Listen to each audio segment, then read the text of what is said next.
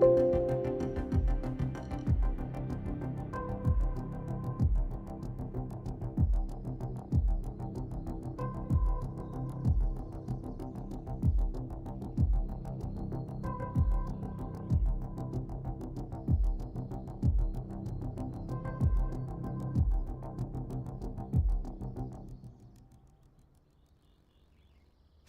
going on, everybody? Welcome in. Hope everybody's good. Just getting set up. I got a whole litany of things going on here. I'm testing out a whole bunch of new stuff on the left-hand side, so I do apologize if I'm going to be a little kerfuffled in that regard. I'm trying to use a new program to integrate all the chats into one box so I can see what the heck all this stuff is, what we have going on here, because I'm doing now YouTube streaming vertically. I'm doing a regular stream on YouTube, and then I have the Twitch stream running, and it's starting to get a little out of hand when it comes to all the chats and such. So just trying to streamline a little bit, using this as a little bit of a test stream for that. Hopefully I can simplify several windows that are open like crazy right now. I have an integrated activity feed, and if this all works out, I'll share it. I just don't want to share it prematurely. I don't want to share it prematurely before I know that it works or not. So waste your time and mine. So we are sitting at 72 KY. We're going to attempt to do the flight that we did. The wind seems to be a little less of an issue today as it was yesterday, hopefully. And we're going to be getting fired up here and getting ready to rock and roll. So I'm going to jump right into the plane here, and we're going to continue from here, and we're going to fly up to our FBO at 2I2, which is where we crashed yesterday before we moved on to do our little New York City tour. So that's what we got going on right now.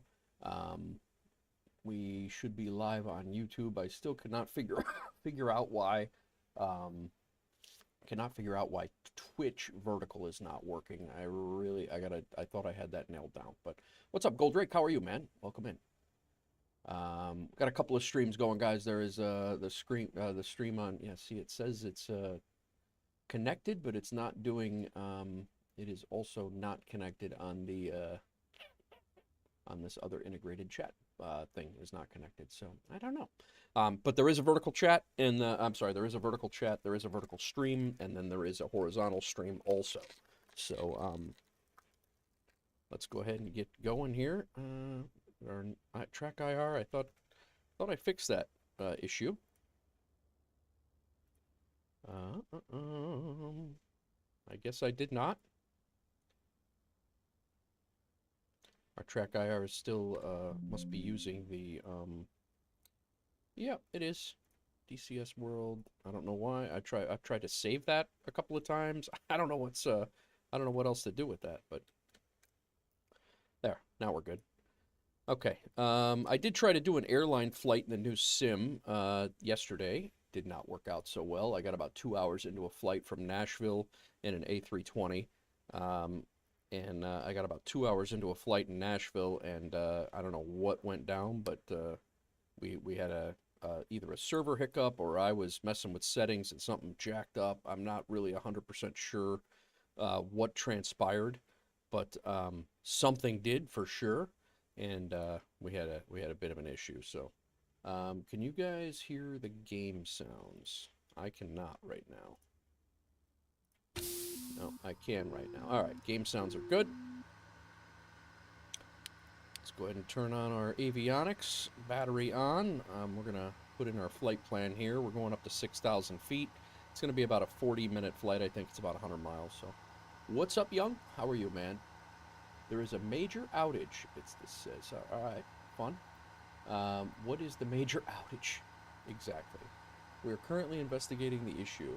All right, so the first time I've ever used this all-in-one chat. We have a very good. Thanks, Young. Appreciate it. First time I've used this all-in-one chat. They say there's a major outage. Although YouTube chat is coming through. I have only one of the horizontal YouTube chat is coming through. All right, let's get our quick flight plan in.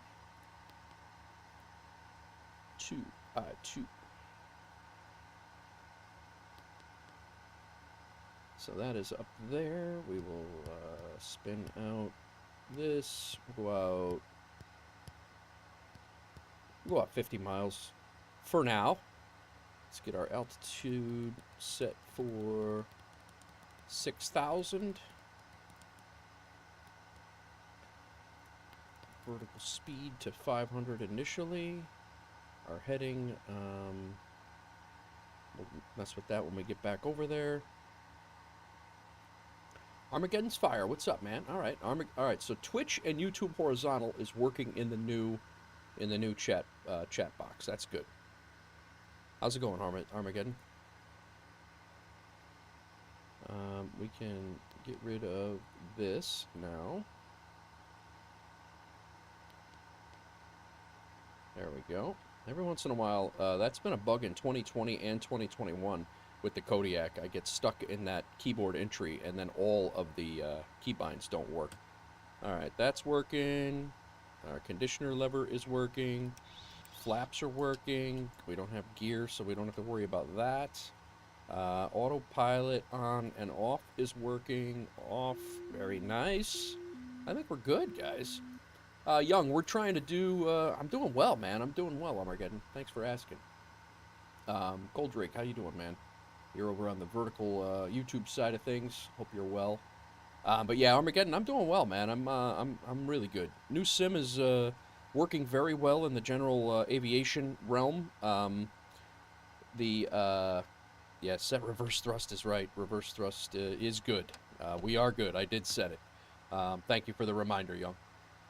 But yeah, we are. I'm doing well. The new sim had definitely had some hiccups on launch, but it works really well. It seems to be really well in general aviation.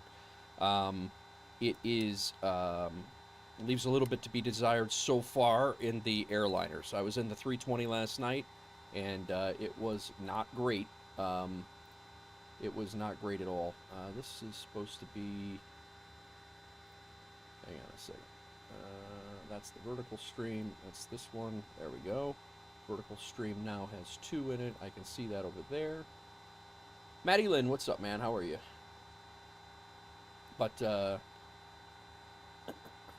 yeah, we are, alright, I think I can comfortably get rid of those 2 chats now. Alright, cool. At least one of them is working. Did we turn on the fuel? We did not, because I'm sitting here yapping my jaws. I'm not paying attention to what the heck's going on. All right, beacon's on, fuel pump's on, auxiliary fuel pump's on, ignition's on. Let's go ahead and fire this thing up. Saw somebody walk around the pyramids. That's pretty cool. That's pretty cool. Let's get rid of that. Let's dump this, since YouTube is actually working over here, and we will use this thing pretty exclusively for a little bit, and try to figure out why the vertical chat, hopefully the vertical chat will also be able to populate in there. What I'm also very interested in is the feeds. I'm also very interested in the feeds, and if that's going to work or not.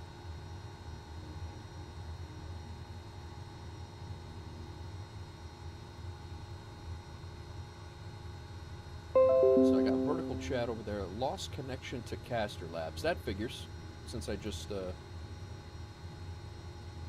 shut off both of the chats. All right, that can come off. Ignition can come off. That can come on. I got to turn on FSEconomy Sim Connect here. We are taking. I'll show you guys in a second.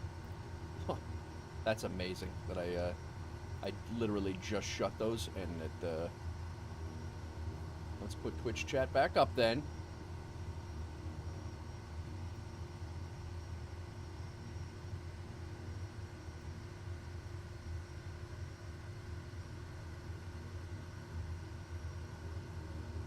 Felipe, what's up? How are you? Hola. And I gotta put my other YouTube chat back up then. I literally just closed those down and I got an alert that said that it stopped. That's just amazing right there. Let me find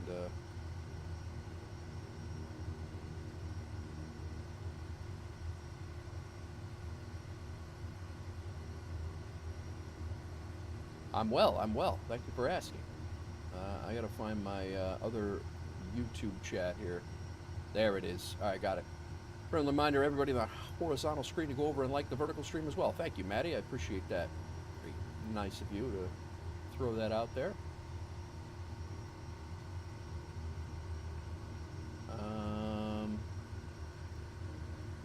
Let me just get this resituated, guys, and then we'll get back to going.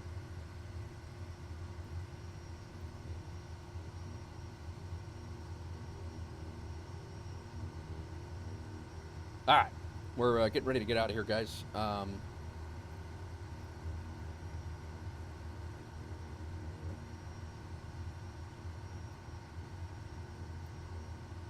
There we go. Our parking brake is also set.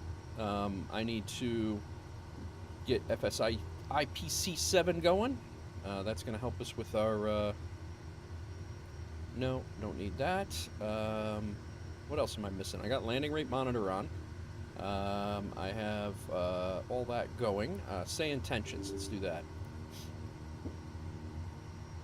We're going to need to find some clearance. So I had 30 minutes. I filed a VFR flight plan. I tried a new thing. I tried a through Say Intentions portal. Stretch! Armageddon's fire throws a stretch and twitch. Let's see if that came through. Integrated activity feed, it did not. Interesting. That can't be trusted. Yeah. Got it all up right now. This is the reason why I had it all up anyway. Alright, let's go ahead and turn our nav lights on. Throw our strobes on too before we forget it. Taxi light on. We'll leave that off for now. Temperature is 5 degrees Celsius, so throw our pitot heat on. Gen and battery. And now I need to go, we need to call up to BYL, and we need to get a, get VFR clearance or flight following up to, let's see, 124-625. Let's see if it works. We'll flip this over here. 625 we got to go down to.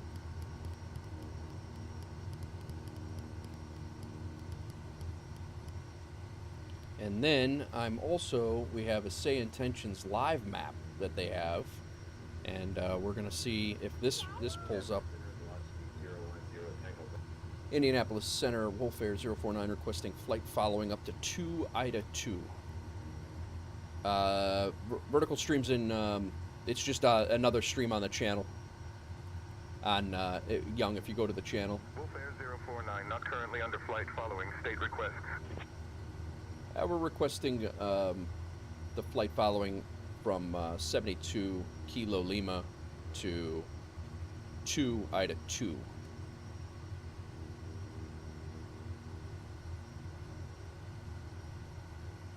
India, I guess it is. Alright, that didn't work at all. So, I got a really quick, just real quick. Nah, you know what? This flight, we're not going to do it. We're just going to go. This is integrated with SimBrief. I was just kind of trying to figure out. KBYL is where we're going, and then, what's the other airport up that way that we're headed to? SYM. That's the closest up there. We're in the Kodiak.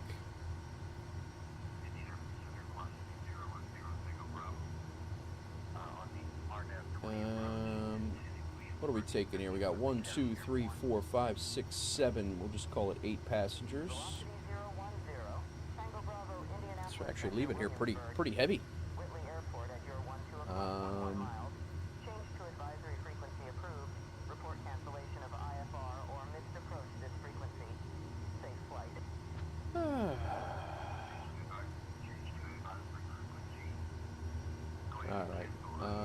7,000 feet they gave us for this. So we'll go up to 7. It's a 100-mile flight. We might as well. 79 gallons. We have 90 on board. We're good with that. What I do need to do is set up our weight and balance, because that will be a problem if we do not. Let's go here. Aircraft flight performance, center of gravity, cargo. We'll go 250.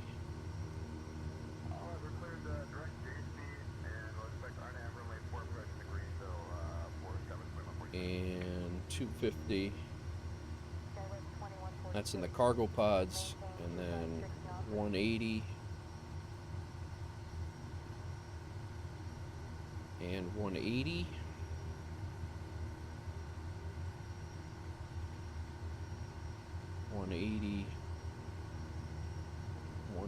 Thank you, dear. And 180. And 180.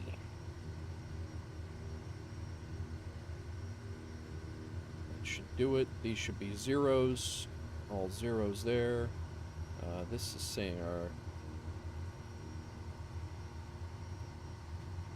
center of gravity is too far back. So let's go ahead and zero these out. And we'll put in 300 up here and 300 up here. That should make us a little bit better. Fuel.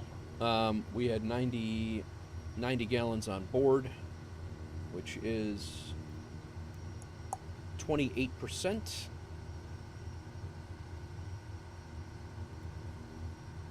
Load. We're good to go, guys. All right. Get out of here. This is all loaded up. Let's double check our trim. It's got to set backwards. I don't think that's the right. Set our flaps. Parking brake off. Indianapolis Center, Wolf Air 049, requesting IFR clearance up to 2I2.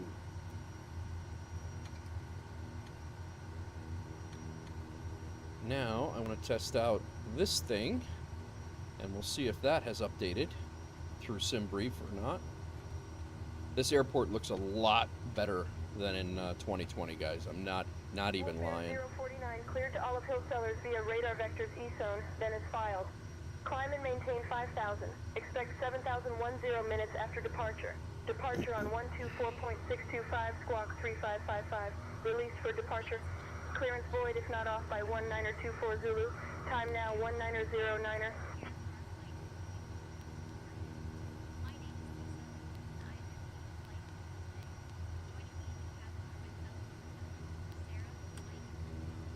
Let me stop and read this back.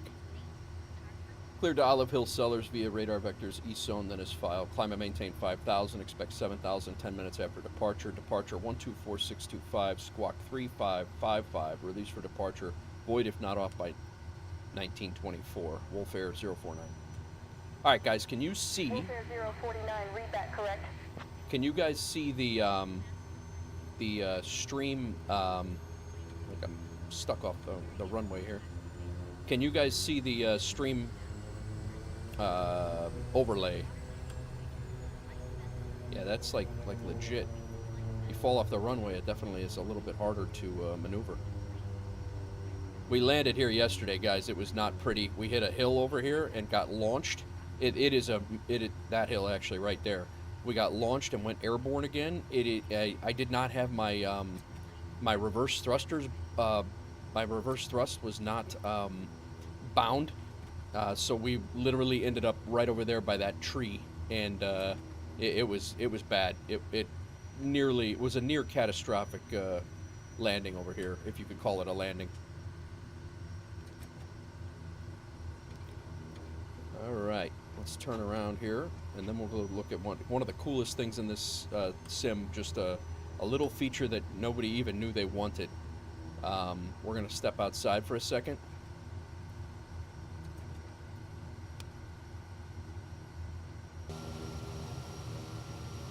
there's tire tracks. I guess maybe I wasn't too far off the. But there's actually tire tracks where you drive off the road, or when you're off the runway. There's I didn't put them in there. I made myself a liar. My bad.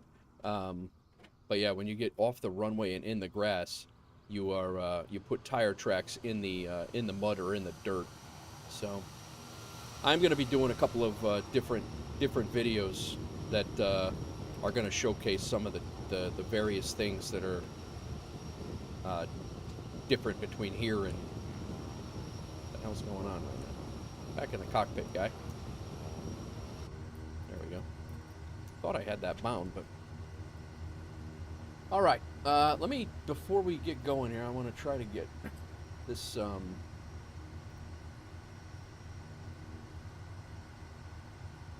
yeah, major outage. Just keeps giving me a major outage issue here.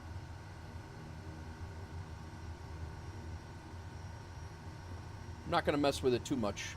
It's if it's not gonna work, it's not gonna work. This is pretty irritating though. If the first time I'm using this thing, it's reporting a major outage. That's not good.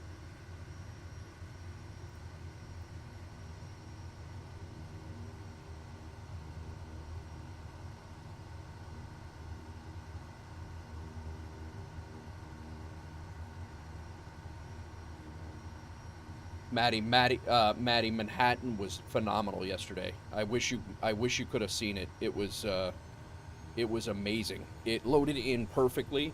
At the very end, if you want to go watch the replay, at the very end, there was some great stuff that I was able to go in and a couple of different areas in New York City. I did a whole New York City tour. It worked so well, and I did fly under the underneath the Brooklyn Bridge and the Manhattan Bridge. Okay, let's see. My brakes are supposed to be held here. There we go.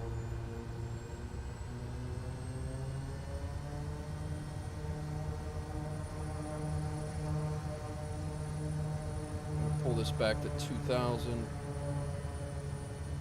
We're going to go for a high torque takeoff. I don't know if this is actually the way they do it in real life, but I've been finding that the high torque takeoff has been doing very, very well for me, especially in short takeoff and landing situations. So, all right, we out. We got flaps set. Let's go. Trim, good.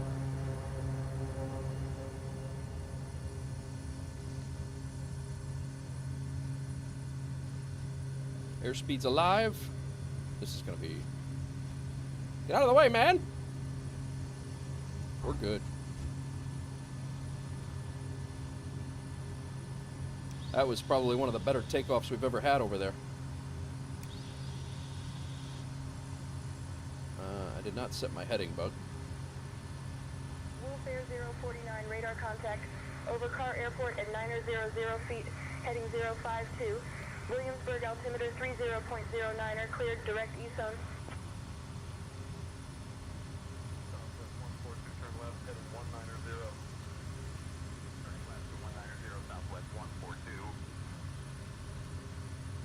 Alright, she just cleared us direct ESOM. Go ahead and put our nav on. Cleared direct ESOM, Wolfair 049. Wolfair 049, contact Indianapolis Center on 124.625. Wolfair 0. Over to Indianapolis Center, 124.625, Wolfair 049. 124.049.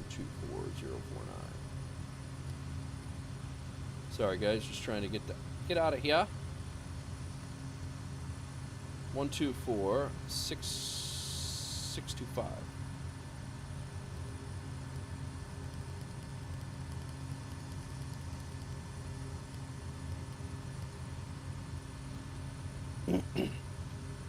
Indianapolis Center, Wolfair 049 is climbing through 3,400 for 4,000. I think we're supposed to stop at 4,000 if I remember right. Wolfair 049, Indianapolis Center, good evening, Williamsburg altimeter 30.09er. 3009er.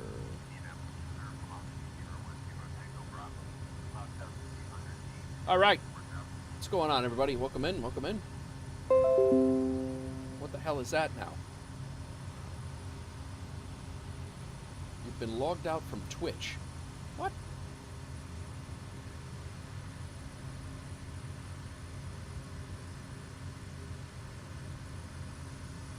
Why is there an issue every time? You'd think this was my first month streaming. I've been streaming for 5 years, for crying out loud.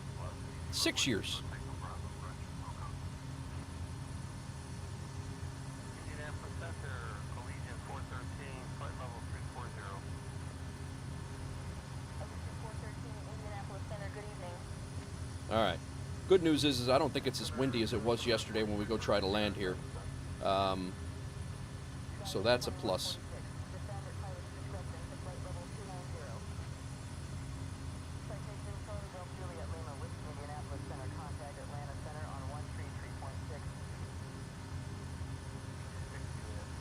Oh no. I didn't start my flight from FSEconomy.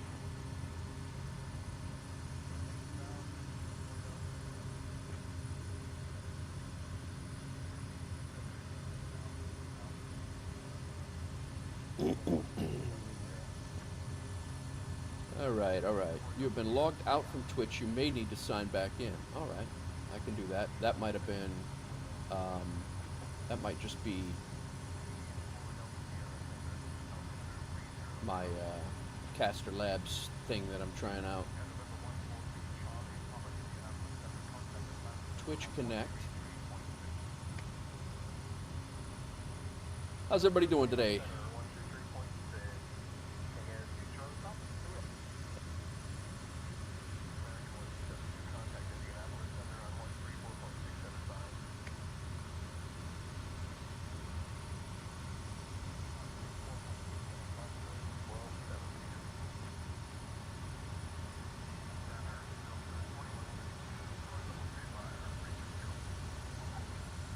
Kind of curious. How does the overlay look, guys? Does it look good?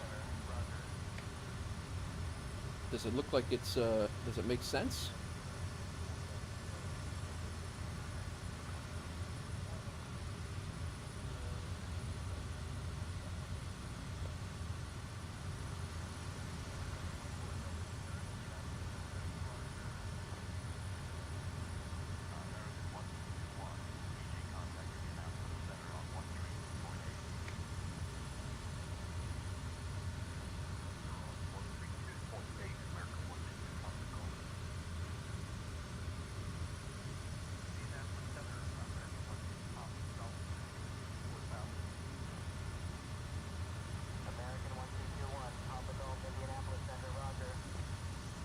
How's everybody doing, guys?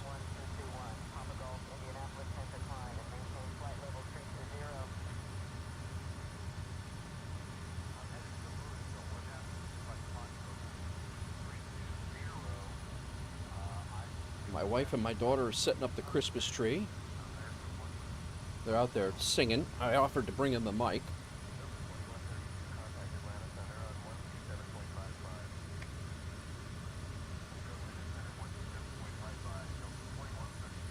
So integrated, yeah, the viewer stuff is definitely not doing what it's supposed to do.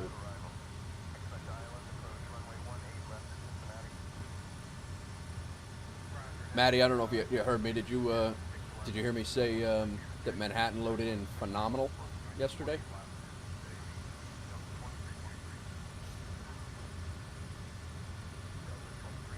You know what, guys? I'm going to. I want to. FSEconomy didn't. I didn't get the flight started, so I'm going to restart this flight here real quick, and we're gonna redo that since the takeoff went so well. I wanted an opportunity to screw it all up. That's what I really want to do. So I want to get back there. I did not start my flight in I didn't start my flight in FS Sim Connect, so we're gonna have to refly this anyway. I just want to make sure we get this squared away. I want to do it the right way here. So again, I'm just kerboppled trying to get the trying to get all my stuff going on. So before we even forget it right now, let me get into the plane so we're not messing around or get stuck outside. Let's get this thing fired up.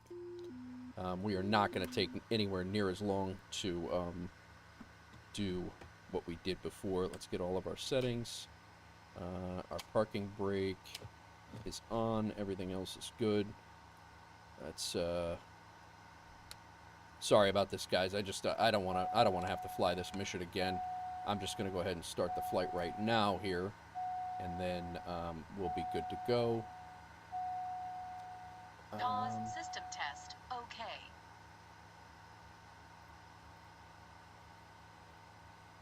All right.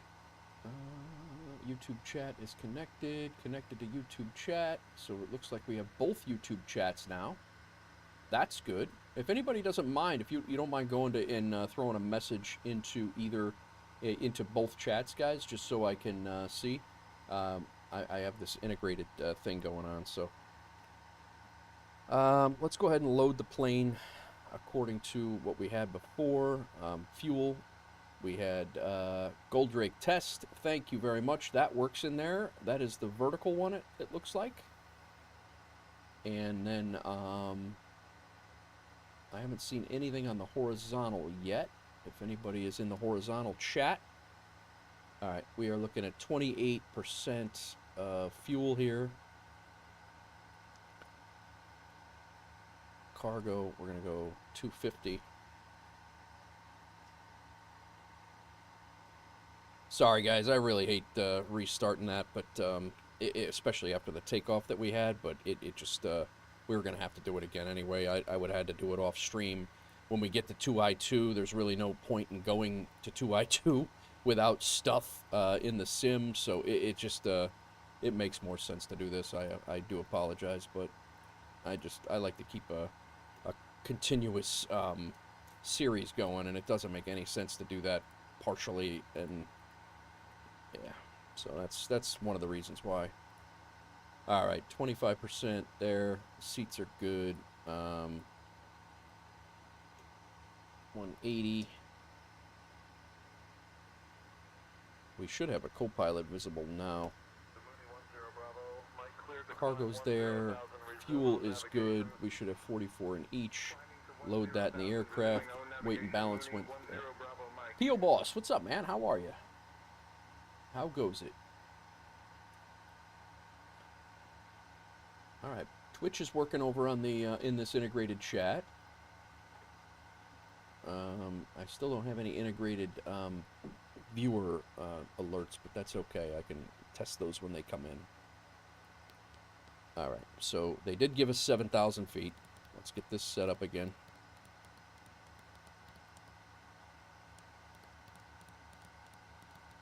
I think actually they told us to climb to only 4,000 initially, but it's all right.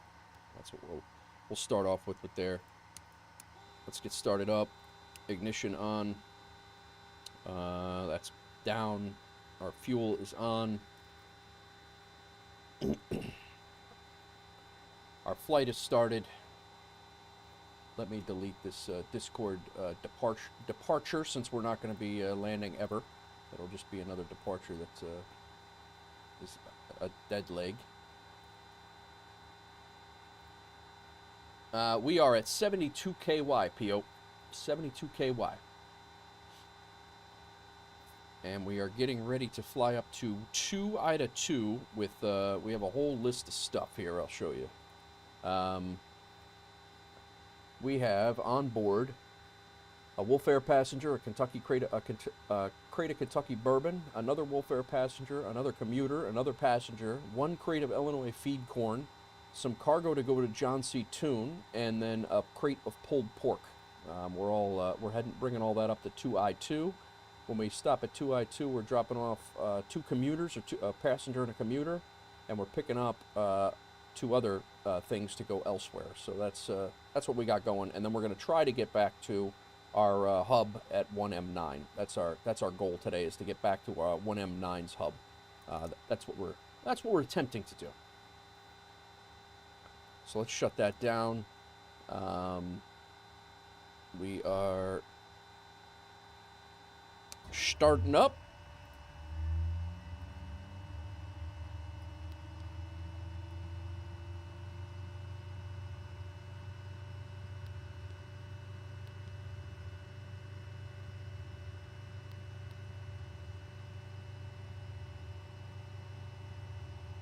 All right. Low idle.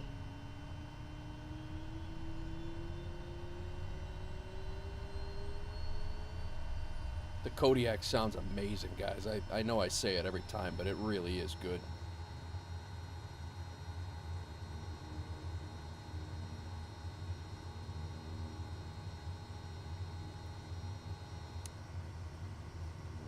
All right, ignition off. We are fired up. Generator battery on. Strobe on. Nav on. Taxi on. Flaps set for takeoff.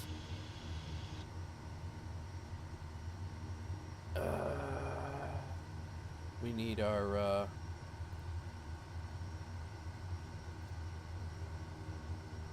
reset our 124625.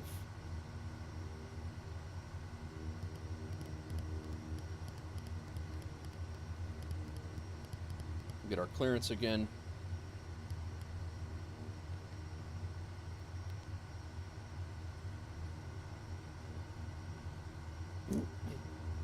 Indianapolis Center, Wolf Air 049 requesting IFR clearance up to 2 IDA 2.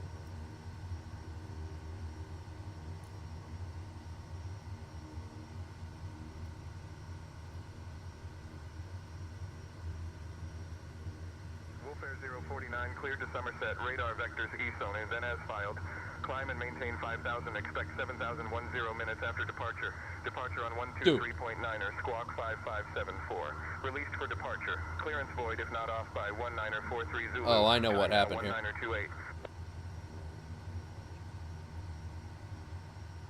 Radar vectors east zone then is filed. Climb and maintain 5,000. Expect 7,000 10 minutes after departure. Departure on 123.9, squawking 5574.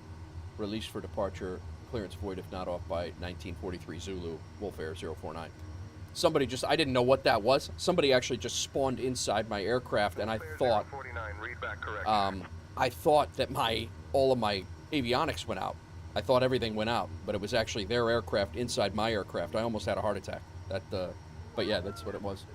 But anyway, now that the minor heart attack has been cleared, they told us to climb and maintain 5,000 and not 7. We expect 7 afterwards. We are squawking 5574 on, and then departures 1239. So that is our departure frequency. All right, let's go. Let's get out of here. Somebody can spawn in here. They changed the slew button. No, that's all right, P.O. I figured it was you after you asked where we were. I figured it was you. It's no big deal. They changed a whole bunch of stuff. Yeah, they changed a whole bunch of stuff, man. How are you finding the sim, P.O.? I want to show you guys the tracks in the grass since we're doing this again. There he is. P.O.'s right here. Here, I'll show you. I'll go through the grass. Why is my nameplates not working? I'm supposed to have nameplates on here. I've set it 3 different times. Before we take off, I would like to go over some important safety information. First, please ensure your seatbelt is fastened low and tight across your lap. To unfasten, simply lift the buckle. In the event of a loss of cabin pressure, oxygen masks will drop down from the panel above you. Pull the mask towards you to start the flow of oxygen. Place it over your nose and mouth and secure it with the elastic band. Remember to secure your mask before assisting others. There he is.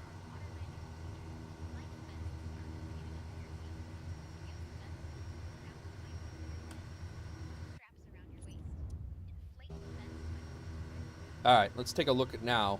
When we drive through this grass here, there's going to be, there should be tire marks in the grass as we drive through it. But Welcome in, everybody. We're just getting ready to get out of here again. I forgot to start my flight.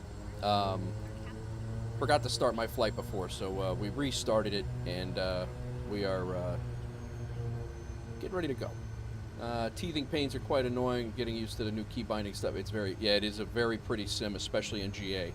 PO, the only thing, my feedback right now is that I've been in, I jumped in an A-320 last night, the Neo version 2, and I tried to fly from Nashville to MSP, Minneapolis, and I don't know what happened. I will say I was messing with, hang on one second.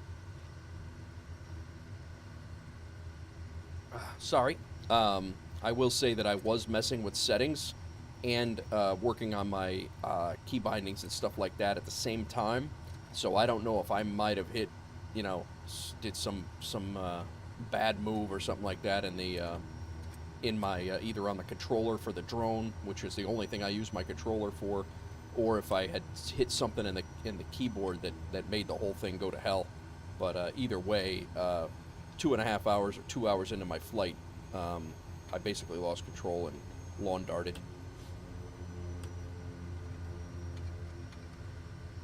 All right, we are set. We had I don't think we need that much trim there. That was, I did do that, right? That was cargo set, 180, 180, 300, 300. Fuel's all good. Yeah, we're fine. I don't know why the trim was set. That would have sucked.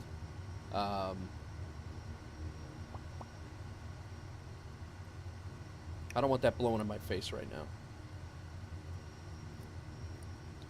All right, landing lights on. Taxi light can come off. Pitot heat can come on. Not quite. We're good. No icing condition. We'll go high idle. Prop full forward. Let's try this again. We had a great takeoff the last time.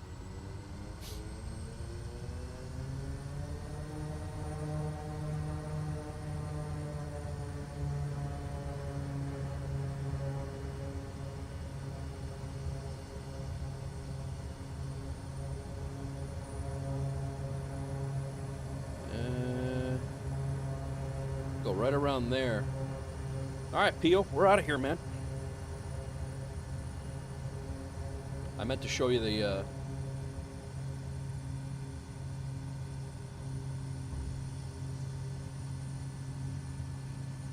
airspeed's alive. There's the tracks I was telling you about.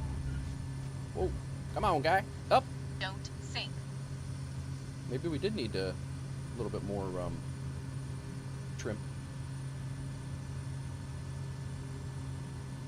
Fly down the river here briefly.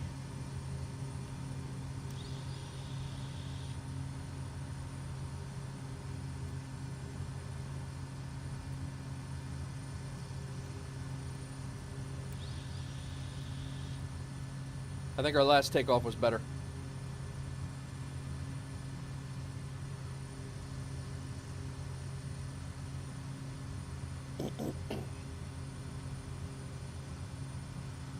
Indianapolis Center, Wolf Air 049's airborne 1,600 feet over BYL.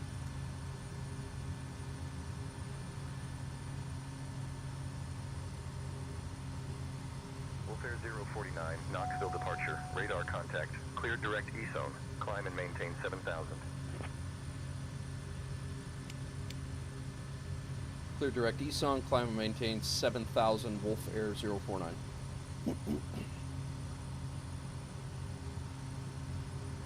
The Knoxville departure 123.9. I was supposed to be on.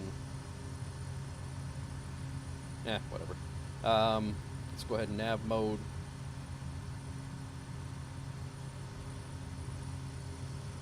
Wolf Air 049, contact Indianapolis Center on 124.625. Over to Indianapolis Center 124.625. Wolf Air 049. Indianapolis Center, Wolf Air 049 is climbing through 3,400 for 7,000. The weather deteriorated. Wolf Air 049, Indianapolis Indianapolis Center. Good evening, Williamsburg altimeter 30.09er. Indianapolis Center, Allegiant 413, flight level 340. That whole takeoff was a mess. Yeah, PO, it definitely gets a little dicey over there. Mosquito tickled me. The game counted it as a crash and then respawned you in the air. Oh, ouch. We need to get some windshield de-icing on here. And we probably should go bypass and turn on our windshield defrosting.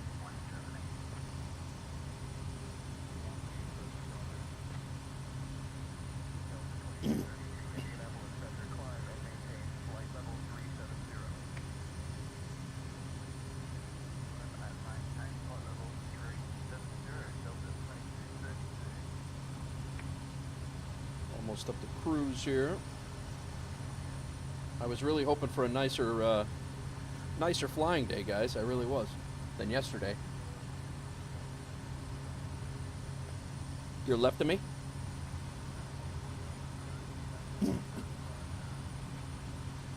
No co-pilot, but I got my passengers in here. I don't know what the heck.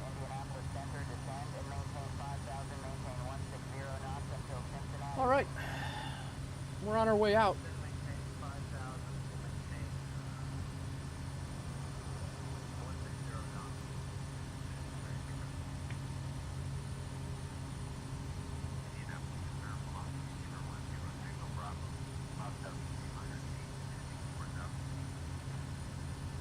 There, we caught our nav path here.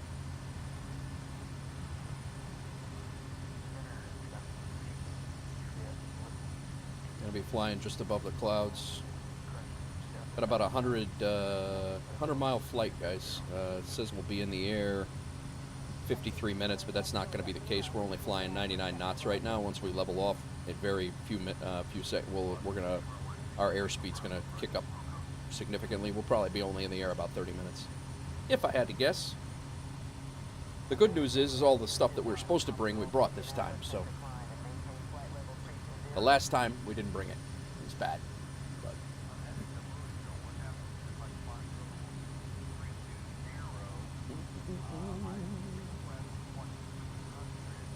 How's everybody doing today? Yeah, this flight plan thing did not really work for there. I am curious, though, how our Say Intentions tracker looks.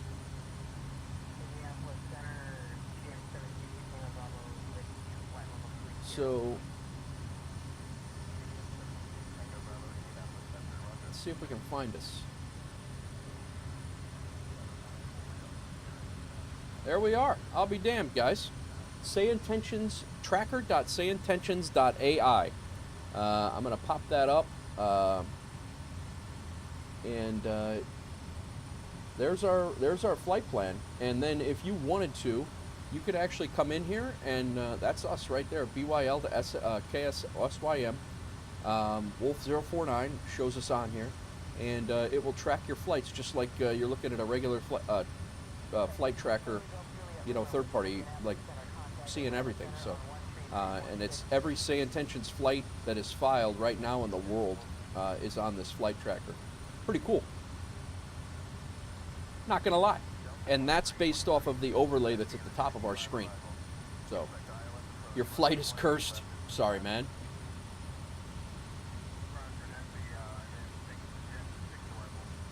Busty! The other stream is stuck on the starting page? Which other stream? The,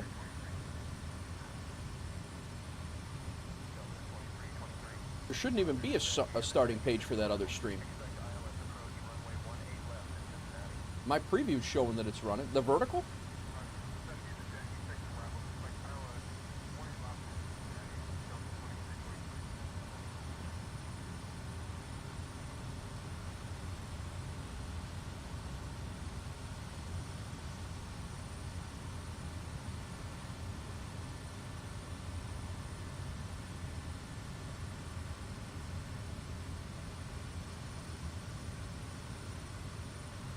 Never mind, my fault. It's all right. I'm like, oh, come on, man. We've already had a Busty. Been a long day. I'm good, man. I'm good. Yeah, we're trying to do this flight again that we ended in a fiery mess at the end of that runway. But we're trying to redo this flight again and see how it goes. I was hoping for better flight conditions. Visually, wind-wise, it's definitely better flight conditions. Visually, not so well. But it's all good. How's your day, Busty?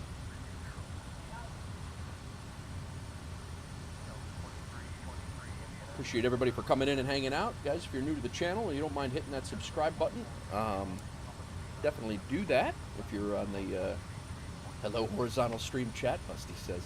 Yeah, we are in the process of flying up to 2I-2, which is Olive Hill, Kentucky. Very, very small airstrip that's actually closed in real life. But we're flying charter flights in there, so we don't care if it's closed or not. We just left our very precarious hilltop airstrip.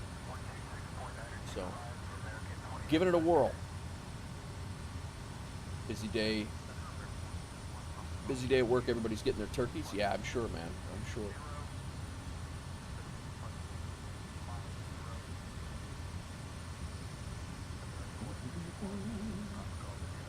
I still cannot figure out why ATEM is not sending a Twitch.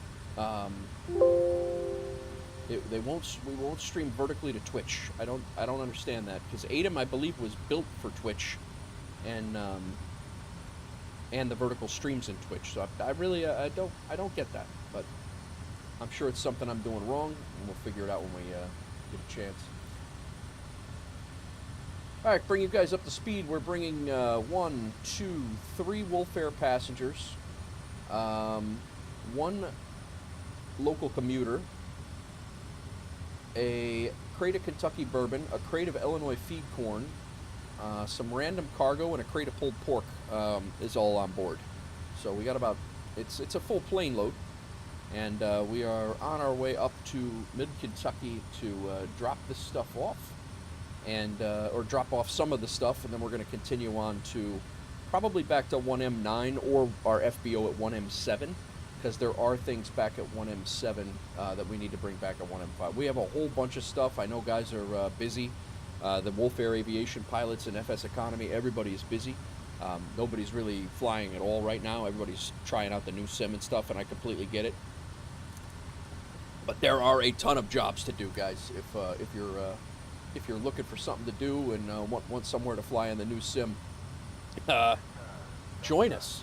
This is the job list right now, and this is what I have on the plane right now, or actually will be on the plane. But all these jobs are good to go. I'm thinking about later on flying up to Grand Rapids in the CJ4 is what I'm thinking about doing, and then back doing a turn and that. But yeah, we are. It's quite the job backlog. We've got a few things to go to BNA. A couple of these things are going to time out, but that's all right. It's not a big deal. I know everybody's busy with the holidays and the weekends and family and all the other things. It's not a big deal. Where are we? We're up here, and we're going here. I had to put that in as the flight plan.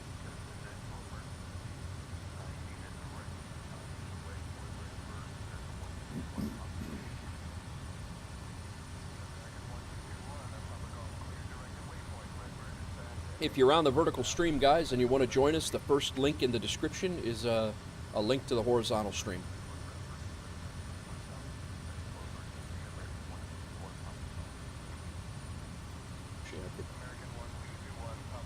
Probably.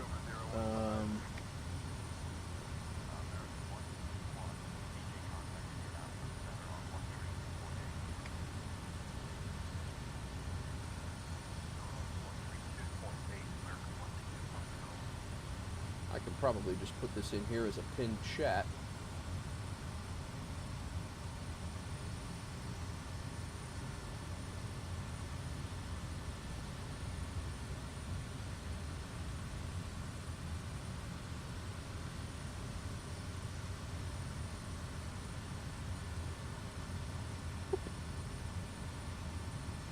And then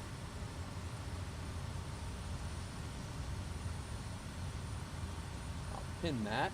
That'll be a good, that's probably a good practice to do anyway.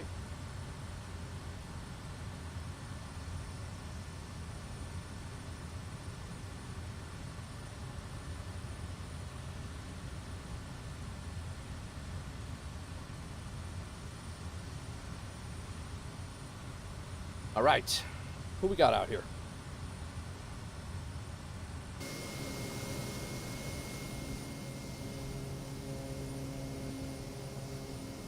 Pio's back there. Oh, he got his cargo. He got his Kodiak to work as well. I did get a question in the.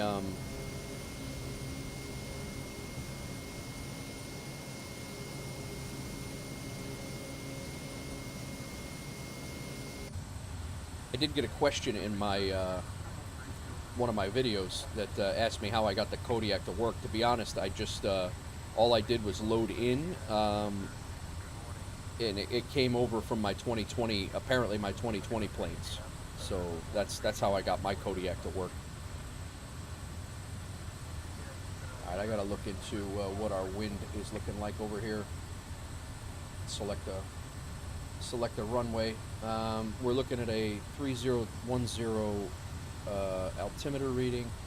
The wind is 300 at 7 knots, so it's coming out of the north, so we'll be landing the way we landed yesterday.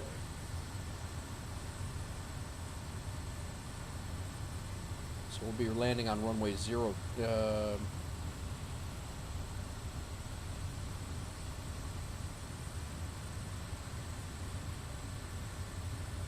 Yeah, 02.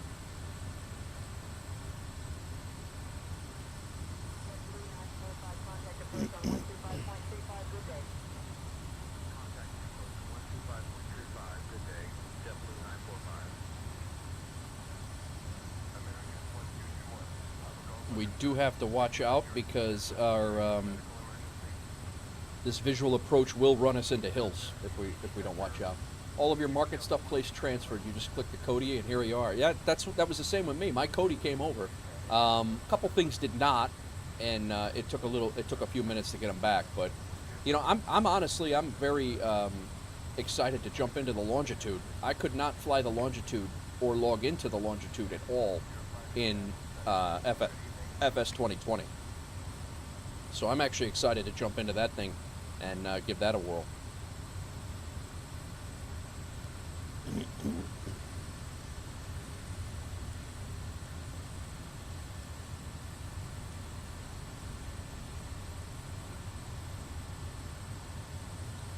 I'm trying to leave this thing on realistic settings for everything.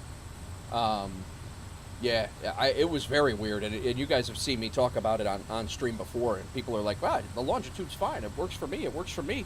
I don't know what I did, I don't know what mod I put in there, I don't know what, I have no idea what I did to make that thing not work, but it would not work no matter what I did, and I was not willing to dump all of my community folder in an attempt to do one-by-one reinstalls of the community stuff to make it work for the Kodiak when I was perfectly fine flying the CJ4. But yeah, I'm actually excited to get into, not the Kodiak, to fly the Longitude when I was perfectly happy flying the CJ4. So what's up Chad, how are you, man? How's everybody doing on your end, Chad? I did check out some Stalker gameplay, Chad. Thanks for sending that over. That game looks pretty cool. Gives me some DayZ vibes with Scum. A lot of interesting stuff going on there.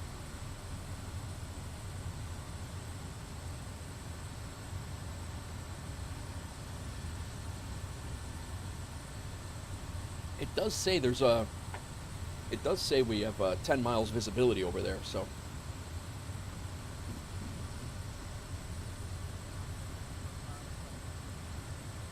Nice.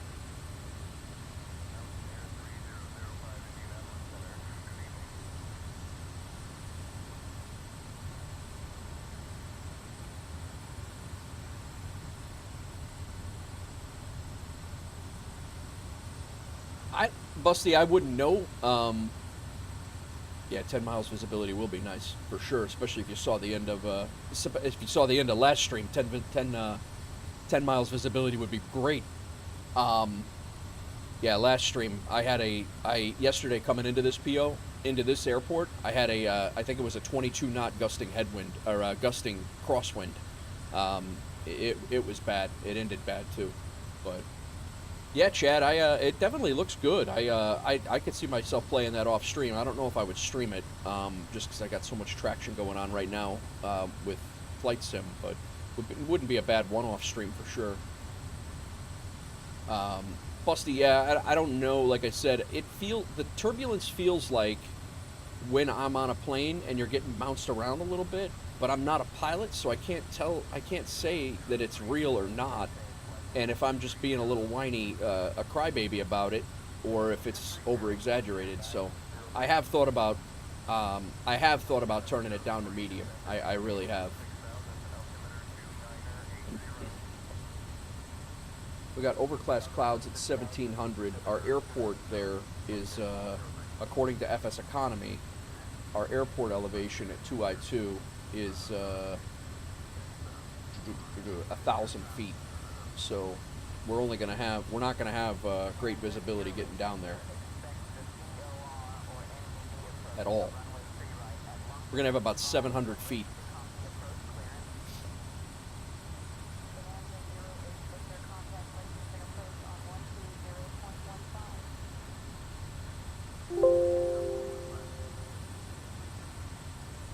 How's everybody doing? Welcome in, everybody, on Twitch as well. Thanks again for coming in. Everybody got 2 different streams going on YouTube and 1 on Twitch. First landing went very well, Chad. Well, I won't say very well. It was dicey, but it worked. It is not like landing in 2020. If you come off that runway, there's definitely hills and rocks and things like that. We went airborne after we hit a little bit of an indent and a little pit, and we went airborne again. And then I did not have my reverse propeller. I didn't have my beta range programmed, so I almost hit a tree trying to slow down. But we did stop, and it did work. The second landing was absolutely terrible where we're going right now because of high winds. And then we went, after we crashed here, we went and flew around New York City. And we went and flew around New York City, and New York City looks amazing. Like, really, really good, and is very, very smooth for me in this aircraft. We did a whole New York City tour yesterday. Flew around the Bronx. I actually showed my old apartment building in upstate New York, up by Beacon, yeah, some trees do. But I was able to show my old apartment building in Cornwall, New York. We flew over West Point and down the Hudson River. Basically flew my whole route that I used to drive to work. And then I was able to show my firehouse, the whole area I used to work in.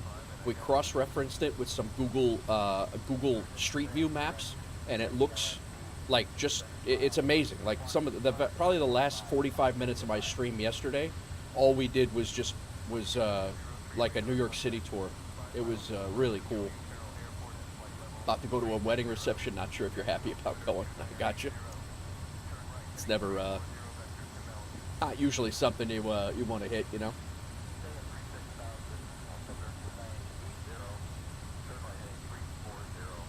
All right.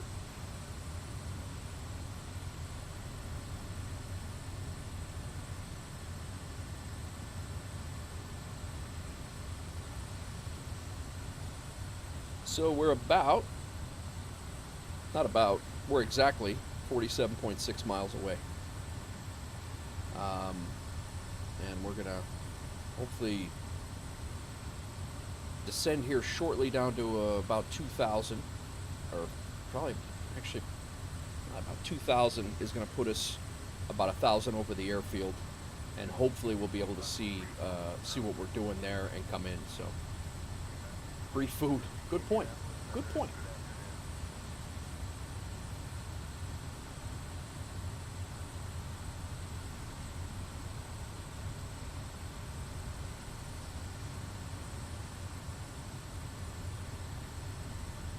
I don't know what's going on. You would think this was the Bermuda Triangle out here for the last 3 or 4 days, but...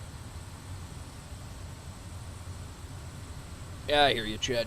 I am thankful that I'm not like that, but I do not... yeah, it's... I sympathize with people who are, but I am thankful I am not.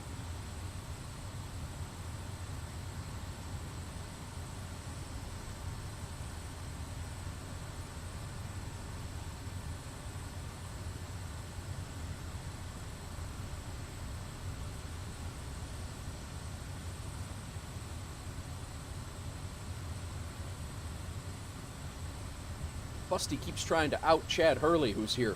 How you doing, Chad?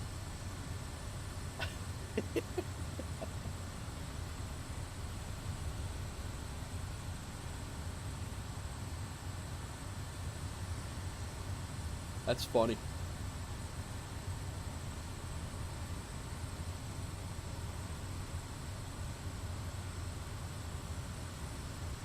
Well, hopefully the wind is it's not chill, but the wind is not nearly as bad as it was yesterday, so.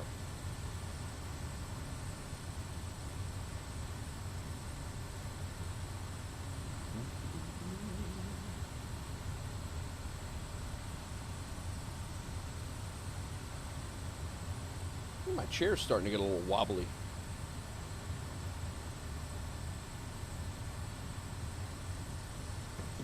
We're about 25 miles from top of descent, maybe about 28 miles from top of descent. I don't know. You keep tagging Chad Hurley, and for some reason, I don't know why that keeps tagging like that, but it keeps tagging it. It's a hippie wedding. Yeah, I don't.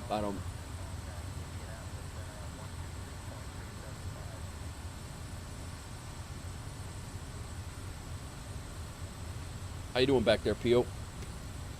I don't really. I mean, I'm gonna push up my throttle a little bit more here. And we're only doing about 150 knots.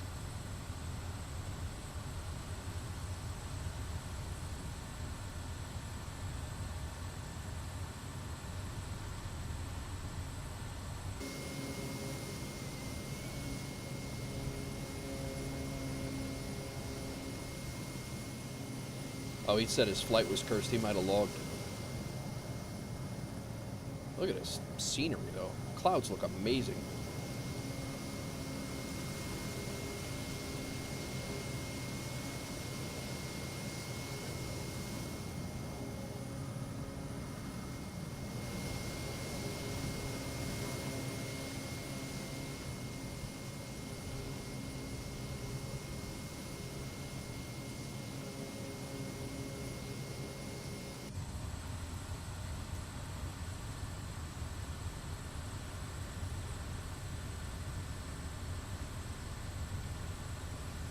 All right, Chad, enjoy, man. Have a good day, bro.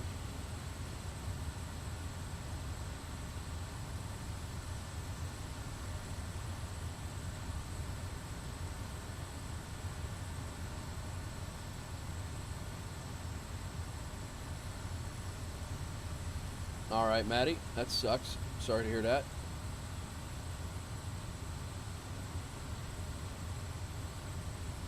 What is it, from leaning on the desk while you're working?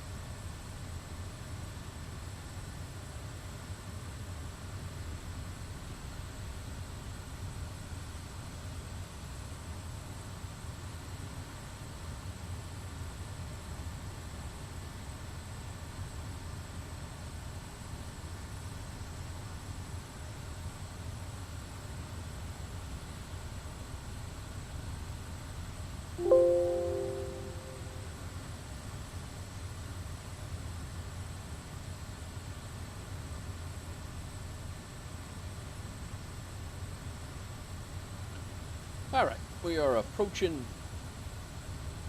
That is better, Busty. You keep doxing Chad Hurley, who I don't even know if Chad's ever been in here. Chad Hurley, that is. Nice work.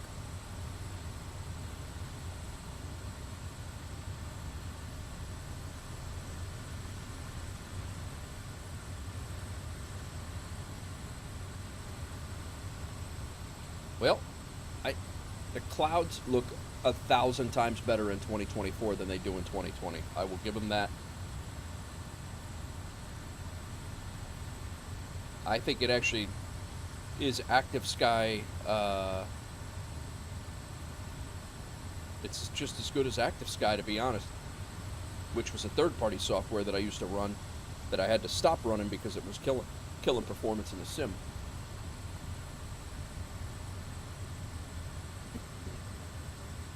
Yeah, I told you how to fix that, Maddie. I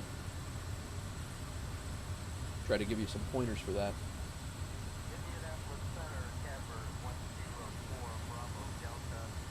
When we get to 2I2,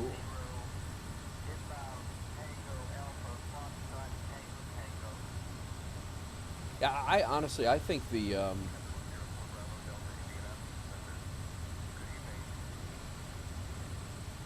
Say Intentions, especially for the Say Intentions live tracker, I think this thing's pretty slick.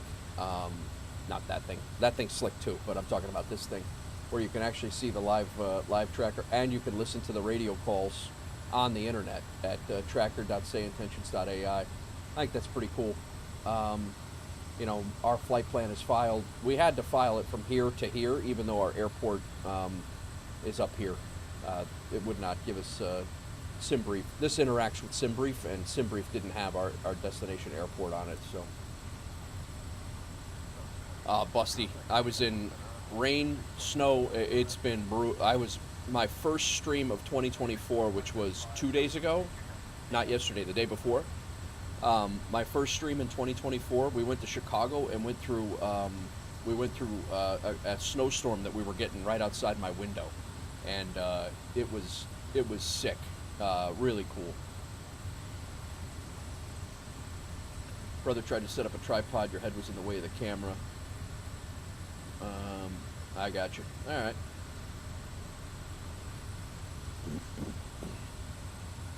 All right, we're nearing our top of descent here shortly, about 15 miles out. I'm going to go ahead and throw approach mode on since we are activated.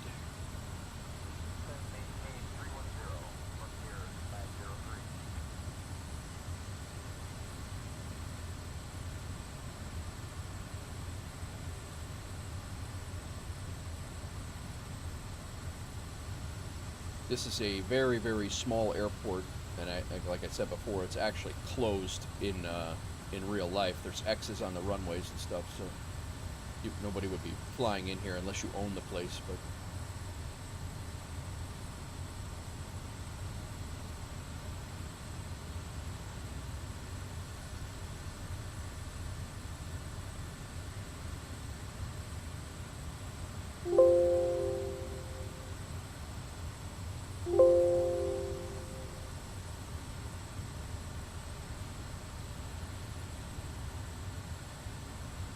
try this again. We'll try to eliminate the two other chat windows here, and I'll lean on the integrated chat window.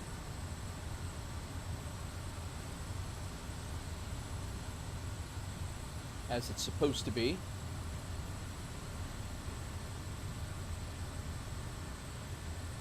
Welcome in all.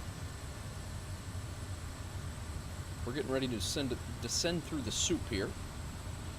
It's not raining, so that's good.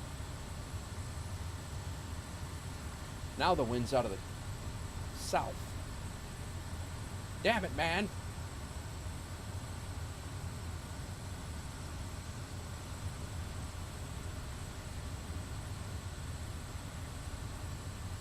Yep, the wind's out of the south, straight south now. We're gonna change this up. We're gonna come in and land from the north.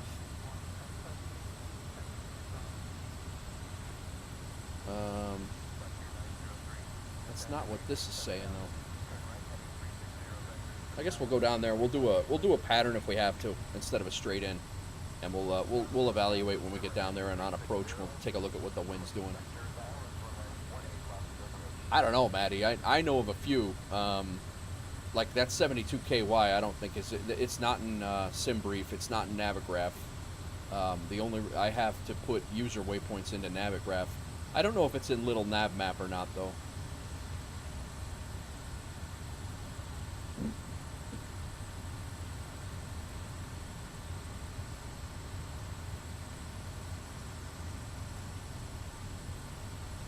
Alright, hitting top of descent here. We'll be starting down. Altitude select, altitude hold can come off. Be on the VNAV descent path here. And when we get down there. Yeah, yep.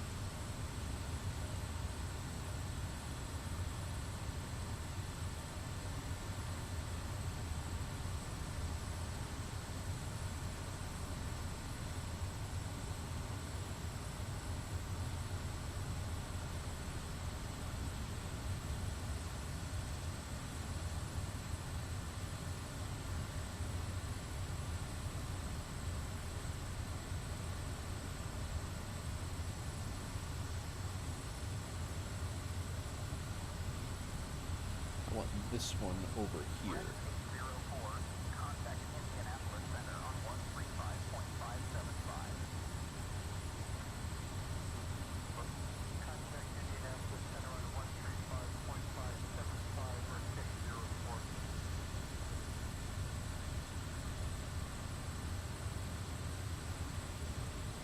Welcome in all. Getting ready to descend into 2I-2 in Olive Hill, Kentucky.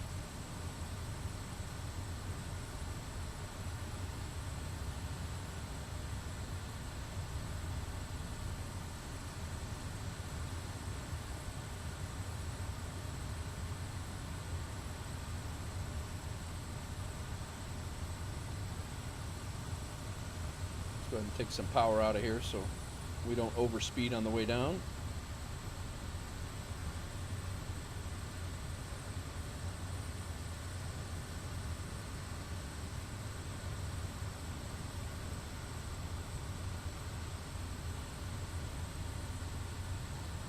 So there's no real close airports with weather stations near where we're going. The two airports that are about 15 miles east and west, maybe not even that. No, they're probably about 15, 20 miles away. They're reporting winds from the south, both of them. But the winds are not from the south right now, according to what we have. So I don't know which one to believe.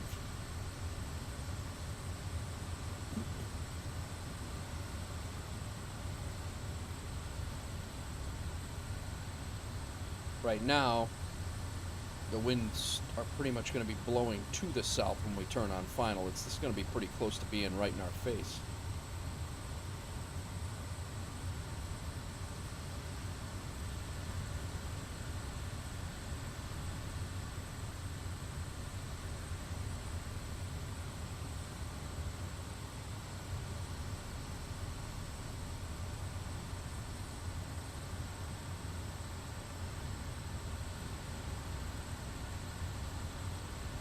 No, Maddie?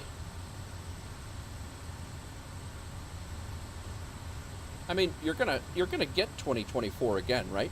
Or are you not?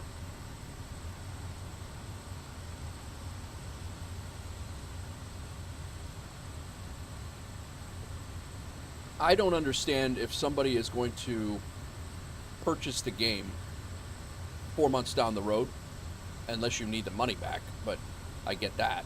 But if you're going to purchase this game anyway, I don't know why anyone would go after the refund right away, being completely upset that the game doesn't work right out of the box on day one. I get that you're upset. I get that anybody's upset, and I'm not saying you, Maddie. I'm just saying in general.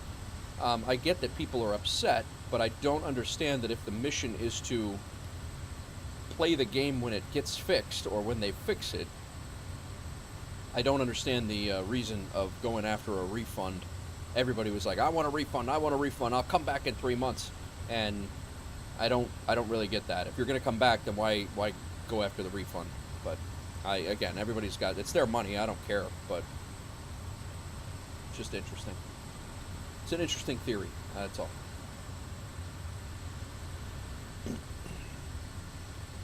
All right, right now it's a crosswind. I think we're actually going to end up. This is going to end up a tailwind for us. So we may end up coming around in the pattern and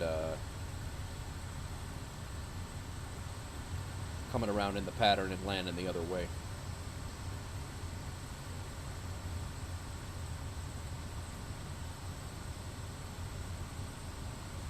The airport's right over here.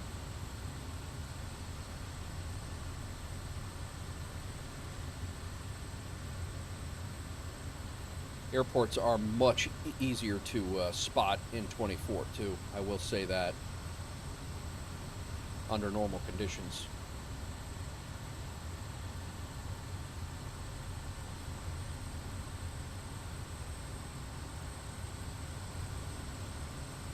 Just get the standard edition. I got you. All right, we're gonna turn. Yeah, this is going to be a tailwind. We're going to be up, pretty much have the same exact scenario that we had yesterday.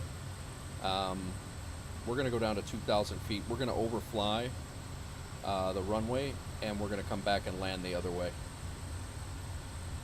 There's a tower.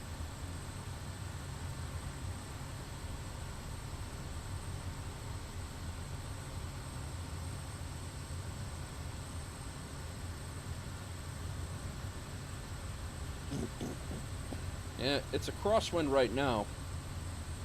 There's our runway. We literally have the same exact scenario that we had yesterday. The same exact thing.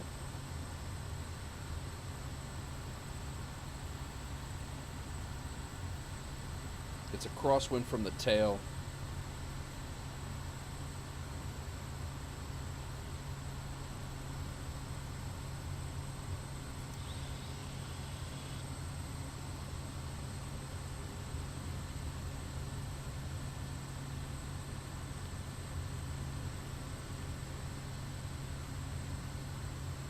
We'll offset a little bit. We're going to come back around and we'll come in. We'll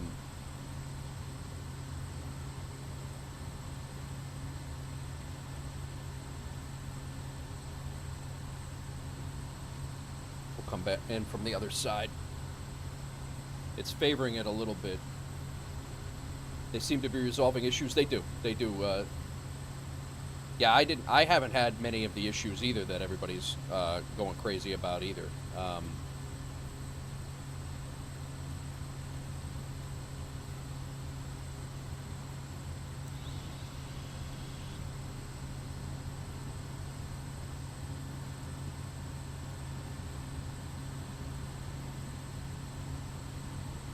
There's our runway right there. We had trees at the end too. That kind of messed us up yesterday.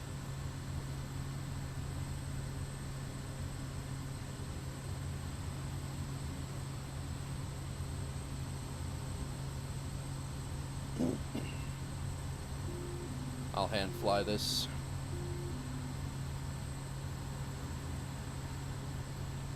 Extend out a little bit. Oh my God. I don't know, you might be right, Busty. I mean, there is a tailwind right now, and it is 17 knots, but 13 knots right now. But maybe it is exaggerated, I don't know.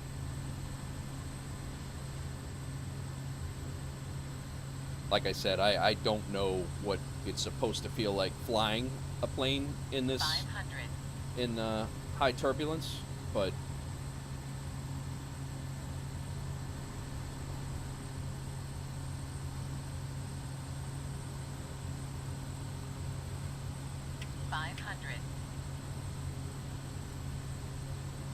I might have to bump it down to medium just to make it flyable. But this is going to be a crosswind no matter how we slice it.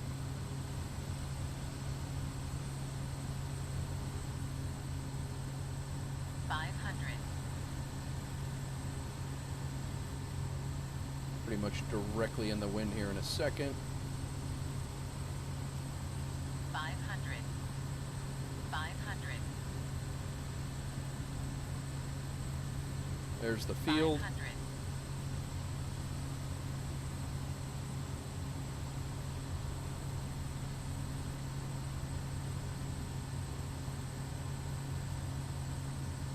500. 500. Not quite. 500. 500. 500. Oh, I thought that was the field. That's not the field at all. Field is over here. Screwed that up.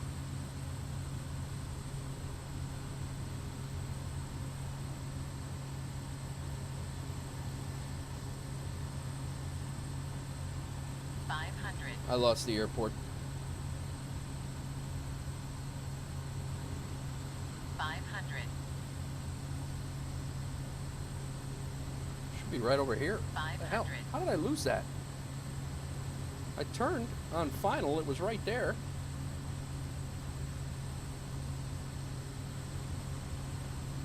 All right. Let's try it again.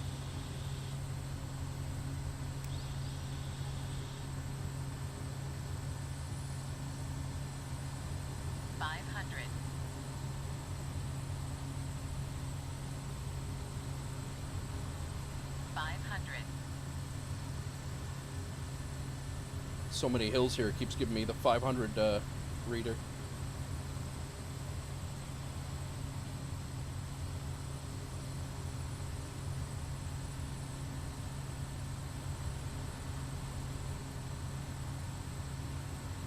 Alright, let's try this again.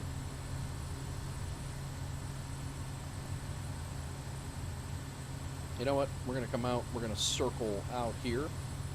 Let's put in the other runway.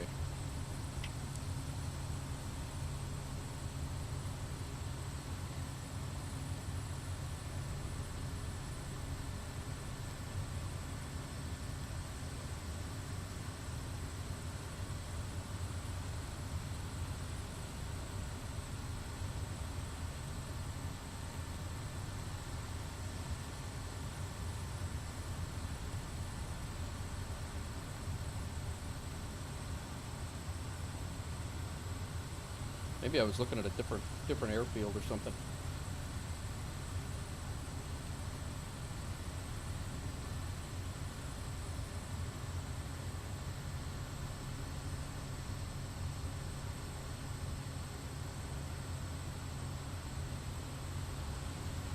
I lost that.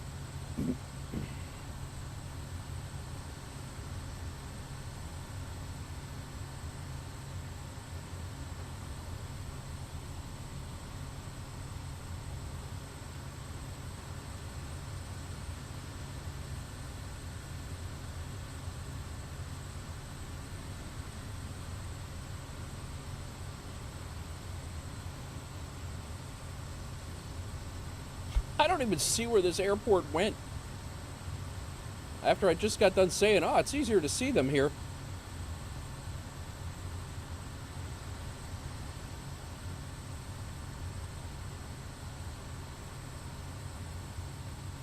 It is like literally out.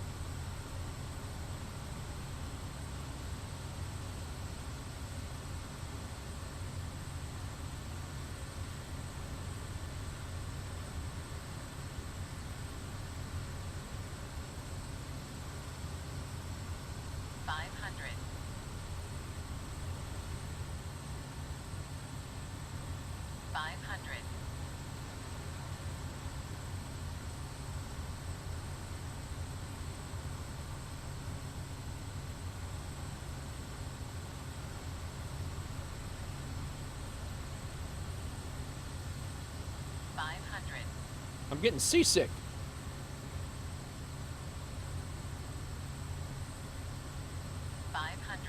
All right, we are coming up to it. 500. 500. That That's amazing. 500. Hit the TOS button? What's TOS, Busty?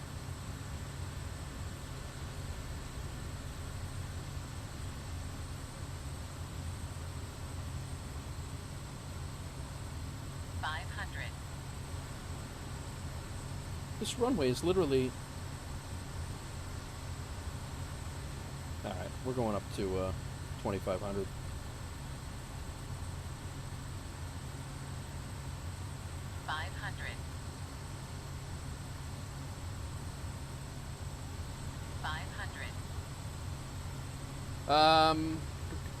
Yeah, this is a little bit more circling than I was hoping to do here.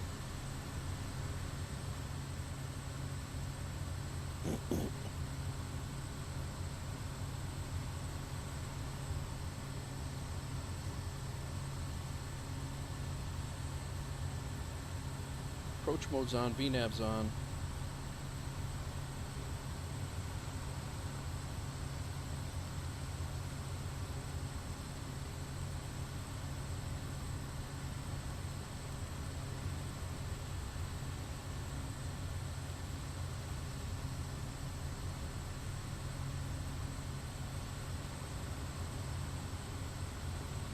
What's TOS, Busty? I don't... Look at how nice these buildings are down here. Everything's got a unique... I probably should concentrate on landing.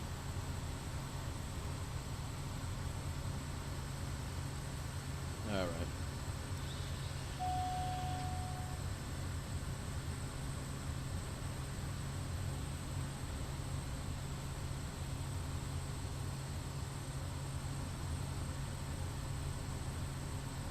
Terrain avoidance system is a big gray button to the right of the... Oh!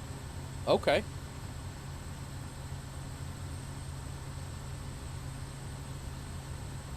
Now, I saw the... I like it. Thanks, man. Appreciate that. Alright, here's our runway.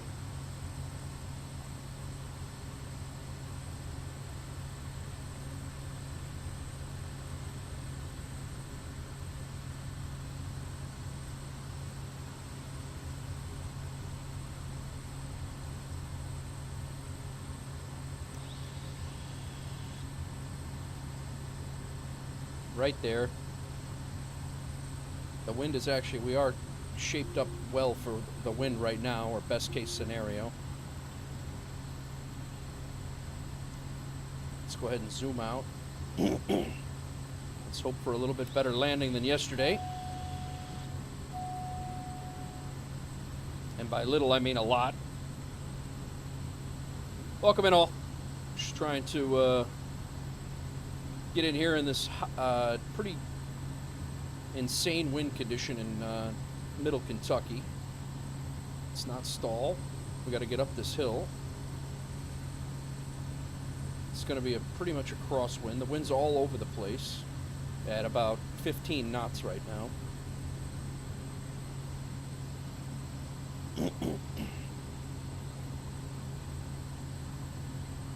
This is going to be the determining factor is if we knock down turbulence a little bit.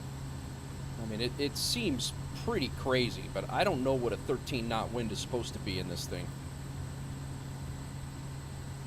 That tree right there is not good, right? That's a terrible spot for a couple of trees.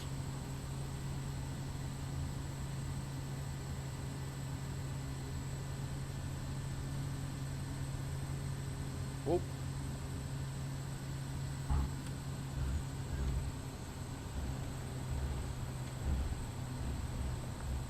Tundra tires didn't help.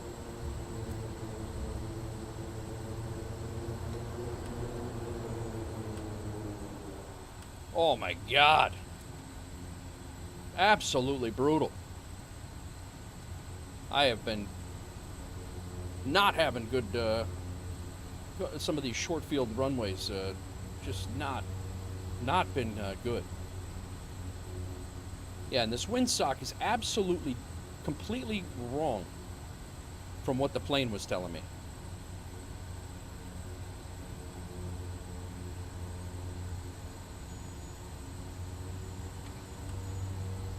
The Tundra tires are a little bouncy, but holy, huh.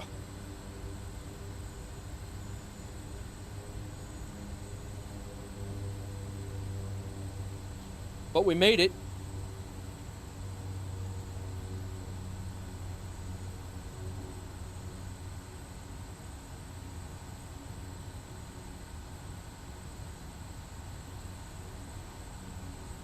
Holy crap.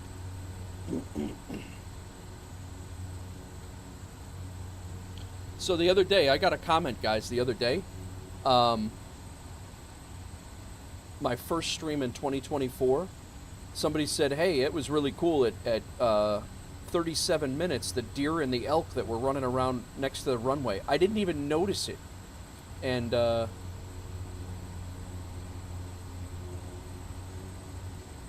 that's a rock.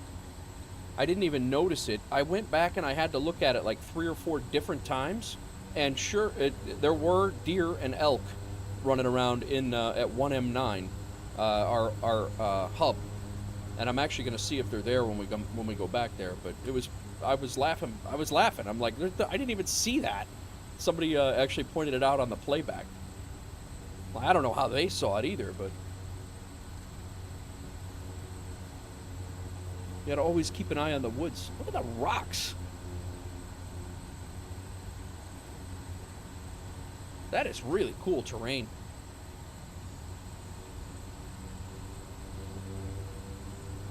I thought I was gonna go, yeah. So did I. Yeah, there were deer and elk running around. Well, it was elk. It was like a herd of elk off in the woods to the west of the airfield.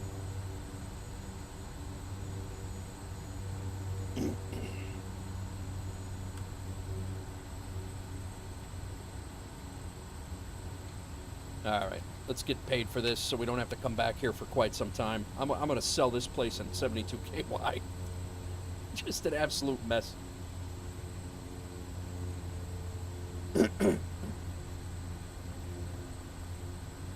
All right, let's take a look at our FSEconomy, our flight right now. We just dropped off 2 things. We got paid $1,500 for this flight. We picked up everything that we needed to here. We have 1, 2, 3, 4, 5, 6, 7 passengers or passenger equivalents, and we're going to head back. I think we're going to go to 1M9, and let's see what else we have here. Yeah, there's really nothing at 1M9. We could pick up other stuff to go on and go along, but 1M7, 1M9 is going to pretty much be the same. We could go down to M90. Yeah, that's not going to really do much for us. H96. That's a long flight. I think we'll go back to 1M9, guys. And we'll just drop almost all of this stuff off at 1M9, and we'll see if we'll have time to continue doing a little FBO loop. Maybe we'll do an FBO loop drop there. What's up, Mustang? Welcome in, man. Maybe we'll drop off some stuff there, and maybe pick up and do the short FBO loop that we have, 1M9 to 1M7, back to M93. M93 is a really cool airport to fly into now in FS 2024. It's really cool.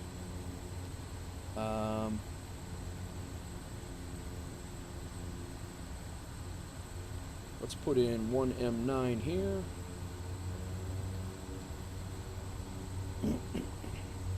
It's a good flight. It's 200 and some miles. No, we could go drop off this stuff at John Toon.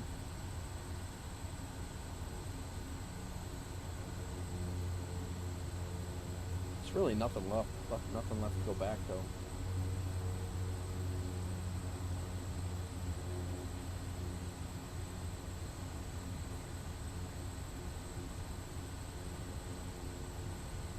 I-90. These are all very small airports for hardly any money. I don't want to go too crazy with the. Yeah, we'll just go back. We'll go get paid for this stuff.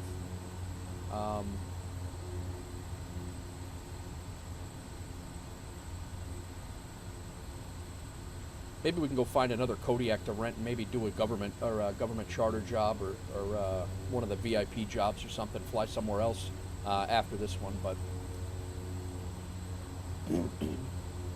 sorry about constantly clearing my throat, guys. I'm driving me nuts with it's driving me nuts. I know it's got to be driving you guys nuts. So we're coming from KSYM. That's going to be our origin, which is still about 20 miles to our west. And then we're going down to 1M9, which is our home airport, our hub airport.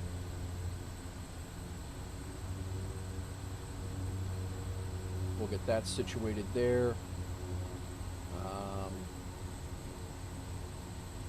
We're going to go up to 8,000 feet. And we are 2I2.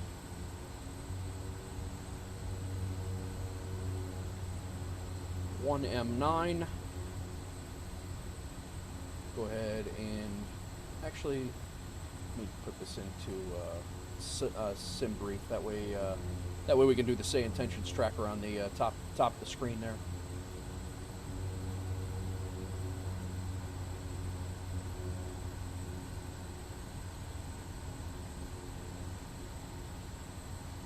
Welcome in, everybody.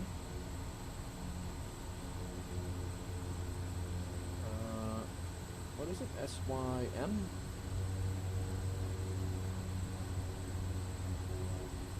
To 1M9. Kodiak. Nope, not that Kodiak. We need our Kodiak. Gamble all.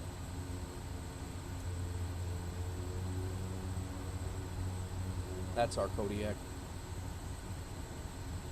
How are we doing here? We have passengers wise, we have 1, 2, 3, 4, 5, 6, 7 passengers and 300 pounds of cargo.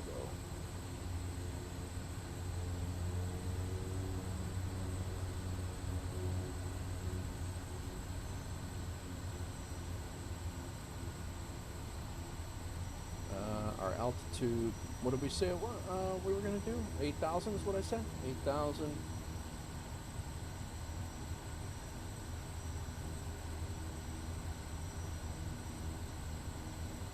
That seems like a decent flight path for me. I'll take that.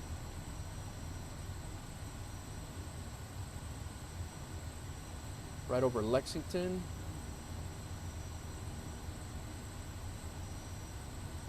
All right, let's go ahead and import this. Actually, we will, fetch from SimBrief. It's not what we had.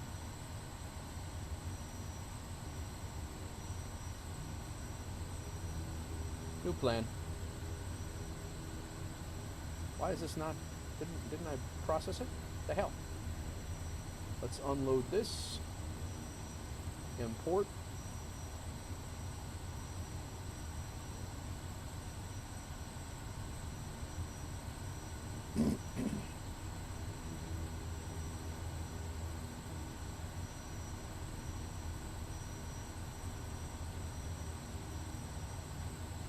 So in that case,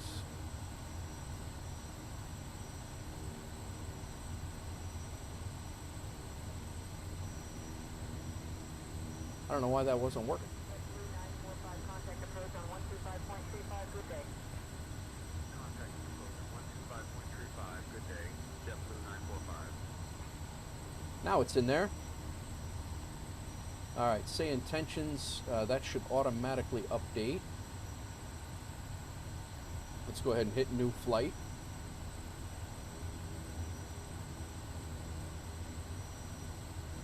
You're broke to gamble? Did it not go? I have this third-party chat thing going on, so I don't know what the. All right, we are on Memphis. Or we're on Indy Center, Indianapolis Center. Wolf Air 049 requesting IFR clearance to 1M9 Lake Barkley Airport.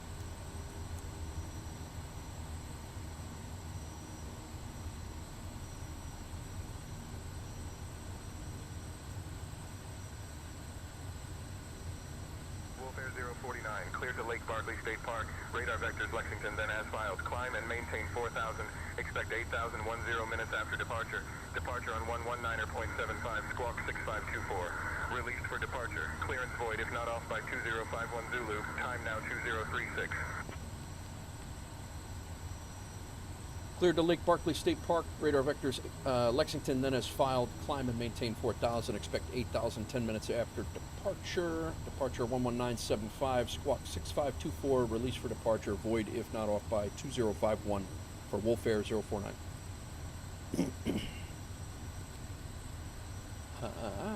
25. 49, read back correct.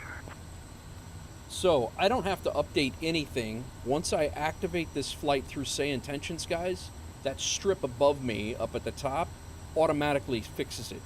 So as long as you're flying IFR flight plans through SimBrief, you're set. That's pretty slick. All right, altitude select is there. We're there. We're good. Let me start this flight before I forget. Again, we have 1, 2, 3, 4, 5, 6, 7 passengers and 300 pounds of cargo, so let's go ahead and load that up. We do need to refuel. I'm going to put 120 gallons on. Actually, we have to cancel this flight now because I just started it without refueling. Silly, eh?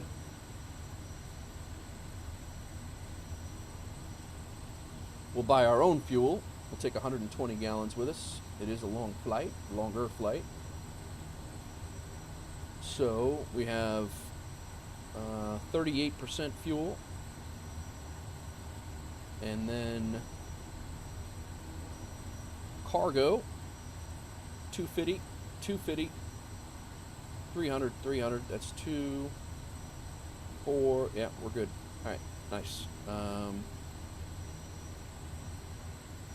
Put 200 in here too. All right, we're loaded up. Gambling is for the rich. They can afford to lose the money. Yeah, right. 120, 120. That's 60 in both. Let's load that up. I think we're good there. A little bit of forward trim. Flaps 2. Got to clear that tree at the end of the runway.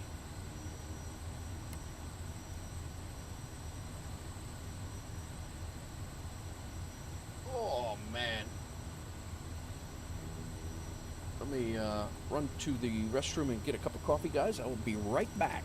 Give me 2 seconds. Welcome in, everybody.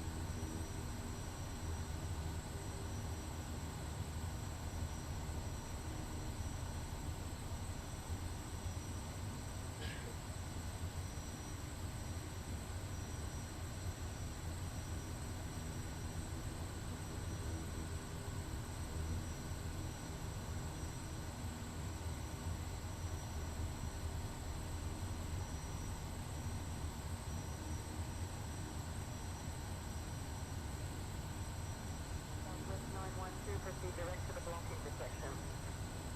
Direct to block intersection, Southwest 912.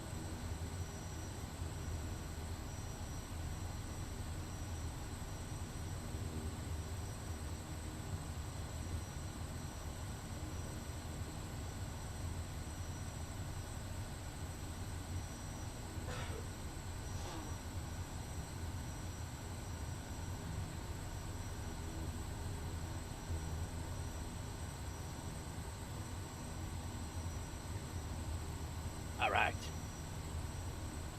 Let's go. Let's get out of here. hoping the weather's going to be better over on the other side. Welcome in, everybody. Thanks for coming in. We're cleared by ATC.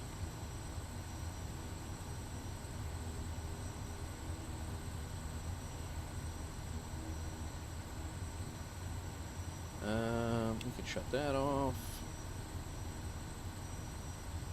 Pitot heat can come off. Oh, landing light stays on. High idle. Prop full forward.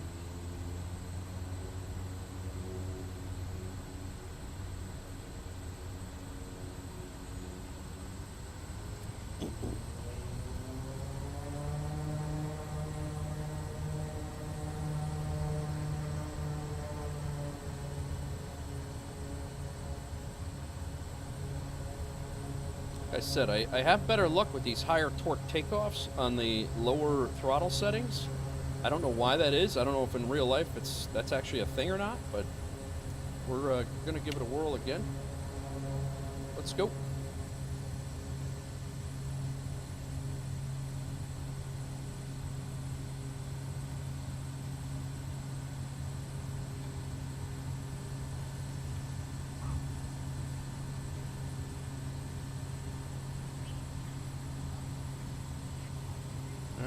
Cleared our obstacles here. We're going to turn into the wind.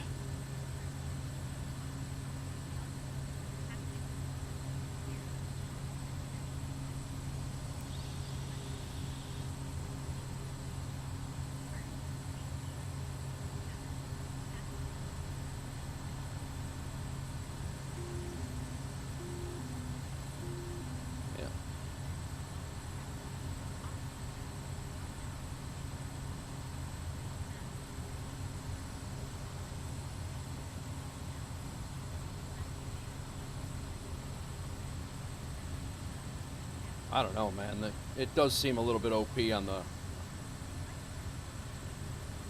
the turbulence. I don't know. Like I said, I'm not a pilot, so I don't know.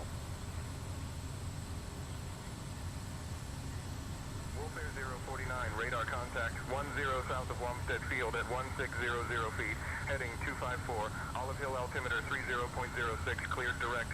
Lexington.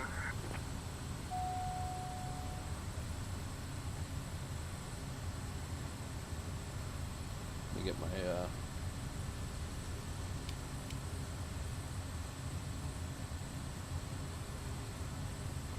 clear direct Lexington, Wolf Air 049. All right. We're stable. Wolf Air 049, clear direct Lexington. That's what I said. Clear direct Lexington, Wolf Air 049.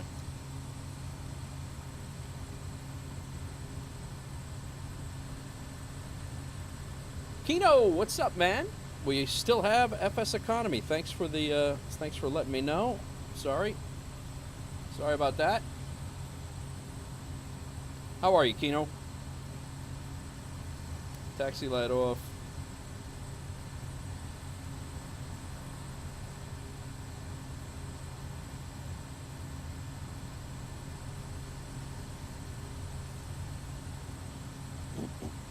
I'm gonna push up the throttle here a little bit. We're going up to 4,000. They should clear us to 7,000 here shortly. Indianapolis Center, Wolf Air 049, request to climb to our cruise altitude of 7,000.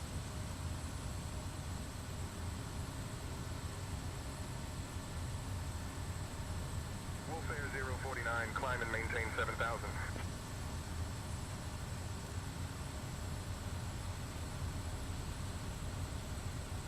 Be there in no time.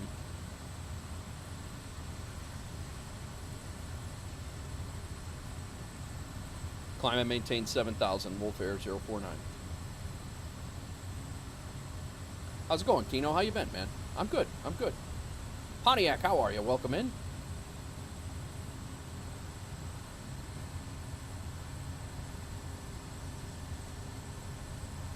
I think we're going to sell 2i2 Pontiac. It is an absolute pain in the butt. I think it's worse than 72 KY. The weather, it's like the Bermuda Triangle down here, or up here, compared to where we're at.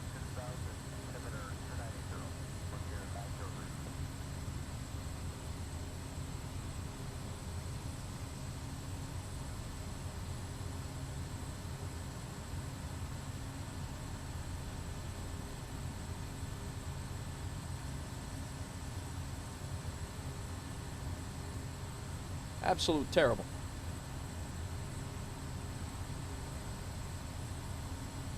All right, 7,000. I am enjoying 2024 a lot, Kino. It runs on my machine much better than 2020 ever did.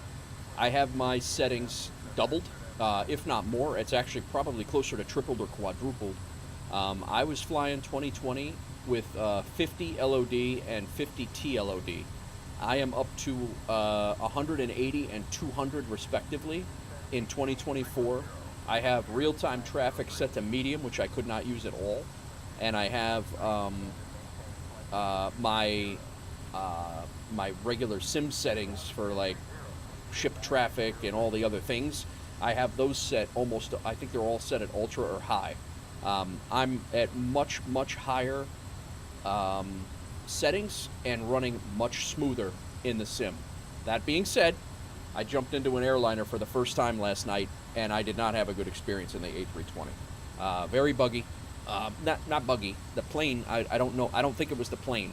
I was at BNA, Nashville, and I flew up to Minneapolis, and it was very framey and very... it was definitely not what I've had in the GA planes. But that being said, I mean, in a GA planes, in the GA... I flew over New York yesterday, Kino, and I did a whole probably 45-minute tour of New York City in the Kodiak, and it was smooth as hell at the end of my stream yesterday. If you want to check it out, it's on YouTube, and I'm going to do a video about it as well. But I am not upset at all. And like I said, and I prefaced all of my stuff, is that I understand that other people have had different experiences, but that has not been my experience.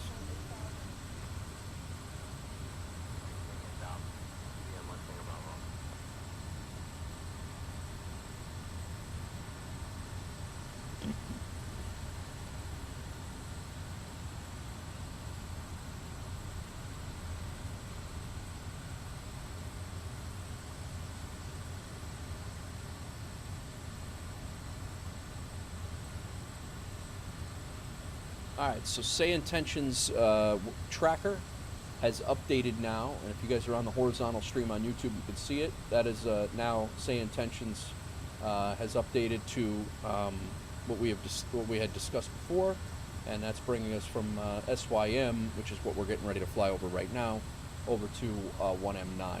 So, and again, that's us in the Kodiak IFR flight. We're en route. Just a really cool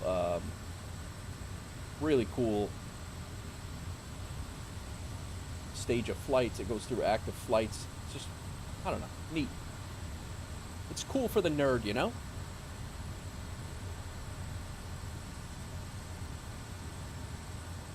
Yeah, GA, Kino, if you fly GA in business jets, I flew in a Vision jet in Chicago at night. The first time I logged into the sim, and it was very smooth. And then I need to do a CJ4 flight in FSEconomy. I need to do a CJ4 flight as well. So yeah, I mean it just, yeah, just it's been good. Night lighting looks exceptional. I would agree with you 100%.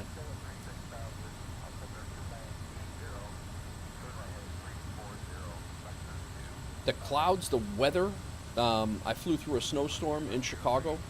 I did because I knew it was snowing because I looked out my window. We got like 1.5 inches of snow during the day the other day, and I flew from the airport near my house downtown Chicago and around downtown Chicago. The weather was pretty much spot on.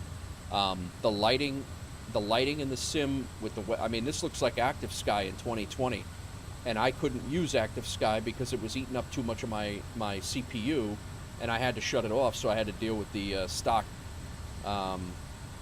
weather in 2020. I mean, overall, aside from their day one hitch for me, which I did get in at 9 o'clock at night that night, and I have not had any problems in it or staying in it since.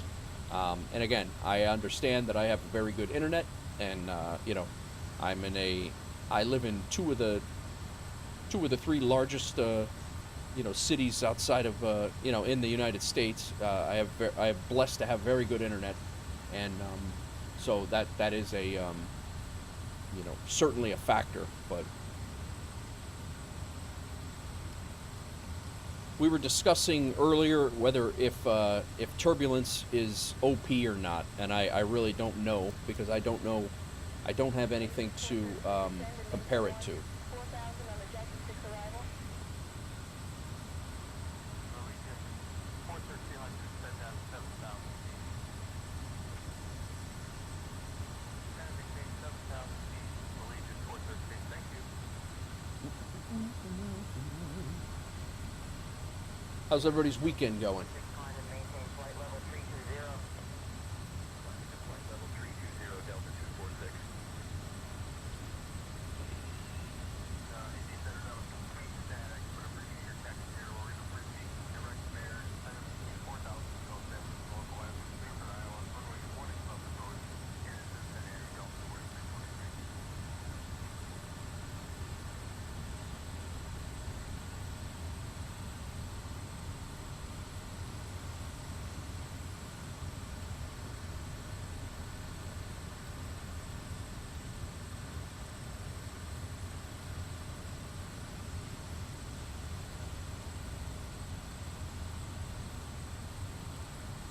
There we go. Give us that detail. We don't need all that.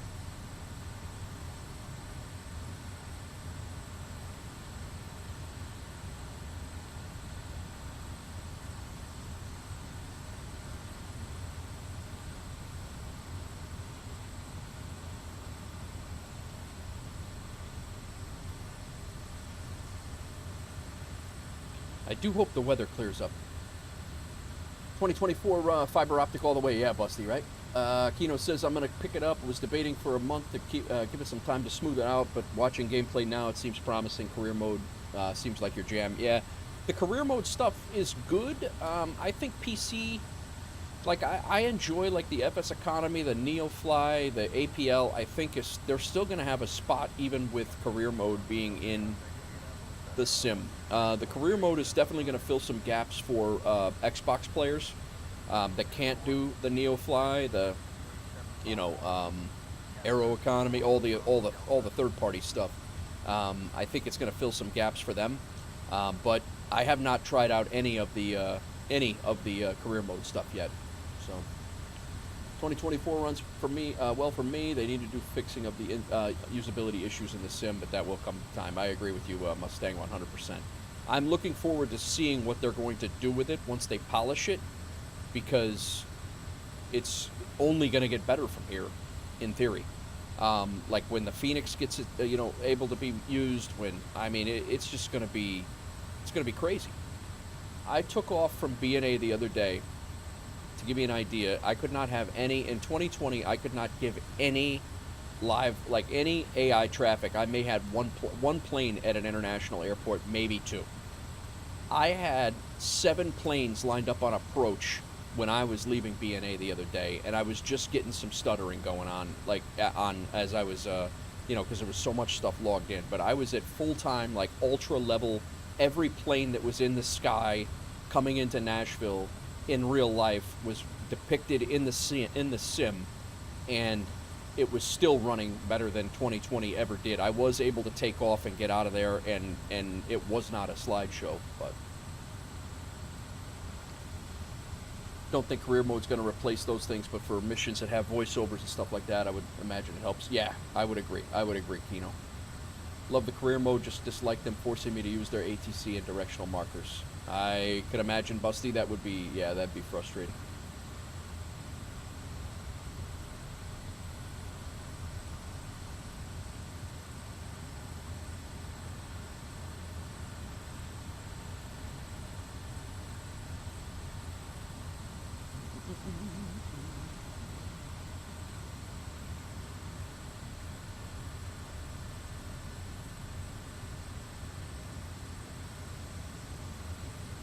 Yeah, we are on our way. Heading over to, we're going to be over Lexington, Kentucky. Not that we could see a damn thing, but got a little over an hour flight here. Yeah, slightly over an hour flight. Hang out and chill, talk about the sim. talk about life, whatever you want to do.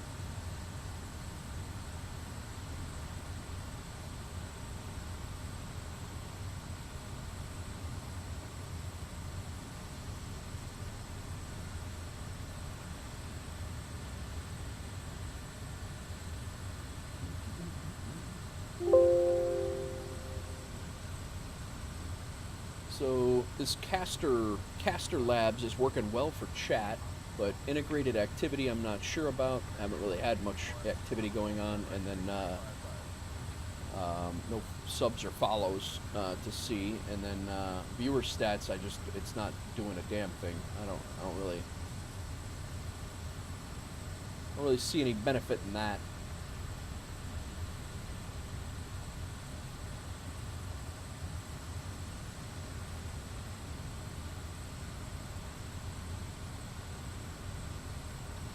Turkey is, I think my mom is doing the turkey, or we might be doing ham. But yeah, we'll probably do turkey down at my parents' house. We're in charge of stuffing and mashed potatoes. So wife's going to be doing that stuff this week, stuffing and mashed potatoes. I'll be streaming Monday and Tuesday, and probably Wednesday too. Monday and Tuesday probably long streams, and then Wednesday short because I got to go get my daughter. But yeah, and then Thursday we'll be going down there. So I agree with you 100%, Mustang. They definitely need to give an option to bypass the walk around on cold and dark starts, 100%. And the walk around is buggy, so some of them you can't even do some of the tasks, which leads to sometimes an issue on takeoff or an issue with the way the plane works. They certainly need a way to go around the cold and dark starts. I agree. What about you guys? What are you guys doing for Thanksgiving? Anything? You guys get together with family? You stuck working? What do you got going on? Yeah. Canadian Thanksgiving's always behind ours. Yeah, you're right. It always is confusing.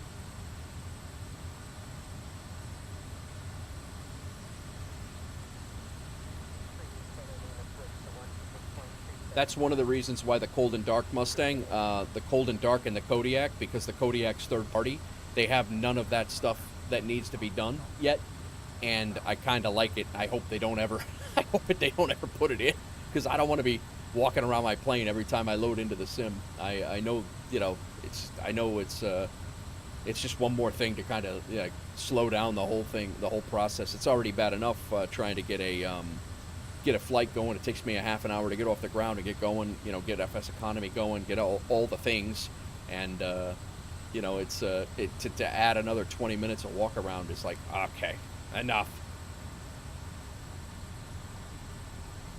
Trying to get the view lined up. Yes, exactly. I think the CJ4, there's something under, it's the battery. When you go check the battery in the back, I cannot get it to clear. I can't get the green check mark there. I don't know.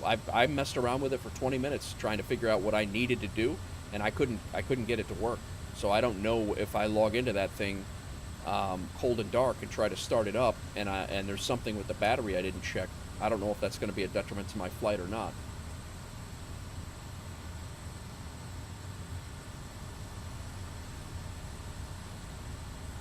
Mustang says, I was going to ask you about that. Could be a benefit of 2020 third-party aircraft since they aren't plugged into the walk-around. Correct. And the Sting, I have another one, the Sting S4 from FS Reborn. They also start you in the walk-around mode, and you can walk around your plane. You can go look at it. You can do whatever, but you cannot enter the plane with the click. You can't click to the canopy to get in. Same with the Kodiak. You can open the canopy door, or you can open the Kodiak door, but you cannot get in using the door. But I have no doubt that FS Reborn and Kodiak's developers are gonna have a extensive walk around. I just don't want to have to do it every single time. That's my feeling on that. Yeah, more detail with the oil, like that would be cool. And as long as it was an option. I wouldn't mind doing that every once in a while, But I don't want to do it before every single flight when I'm just trying to jump in the sim because I have an hour and a half before I got to go grab my daughter and I want to do a 30-minute flight. I don't want that to be a 2.5-hour process, you know. But, you know, again, it is what it is. It's day one. I'm sure they'll tweak it. I'm sure that tweak has been discussed, you know, but also they were not expecting, for some reason, they weren't expecting the issues that they had. Yeah, would agree. Would agree. We're approaching 168 knots here. We're moving. I can't wait for Flo to get in here. Flo, Parallel 42 has put out several updates that many of their products, you know, they're waiting on. Some of them they're updating, some of them they're not. I can't wait for GSX to get in here. There's definitely a few things that I am excited for as they come available. Phoenix is my biggest. That's the plane that I want back. I miss my airliner, but I'm sure they'll just add a simple checkbox before loading in where you can start. Yeah, exactly, right? Kino, that'd be great. That'd be great. You know, just there's got to be some way to just bypass it and jump right in the plane. Checklist, you know, pre-flight complete, you know. And I'm looking at it, you know, like last night I jumped in the A320 Neo out of B&A, and you know they had the covers on the engine covers are on, the pitot covers are on, I forget what, the chocks, you have to pull the chocks. I believe you have to pull the chocks. Like the ground crew does that. Like the co-pilot is not walking around and pulling the chocks at the beginning of the flight. That doesn't happen, you know. But you see an article yesterday saying GSX is now compatible. Really? I didn't know that. I'll have to try it when we land. I could not get the Kodiak engine to start, but I will have to. I'll have to give that a whirl today. Kodiak started, but nothing happened. I will say that. It did start. It acted like it wanted to do something, but it never did anything. It never populated anything in.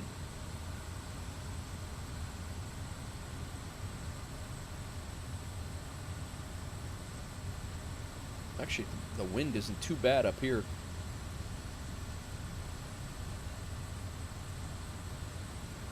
Yeah, please do.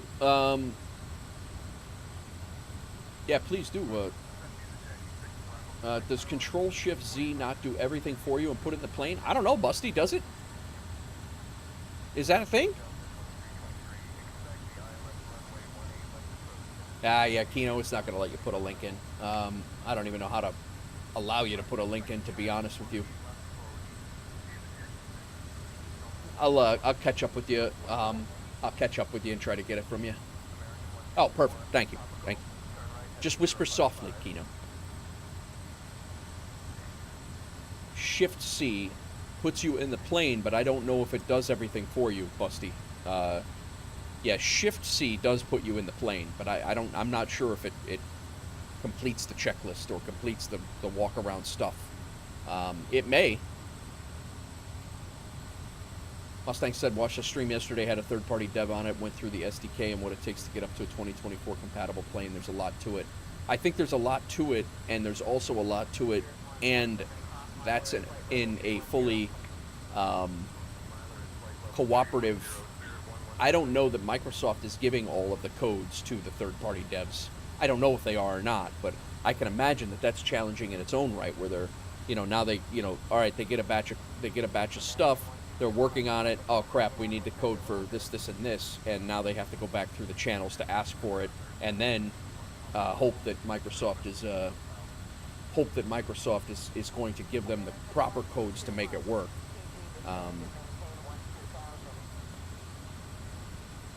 I feel like just even porting a plane into the new sim is a lot, let alone add it. Yeah, yep. I would agree.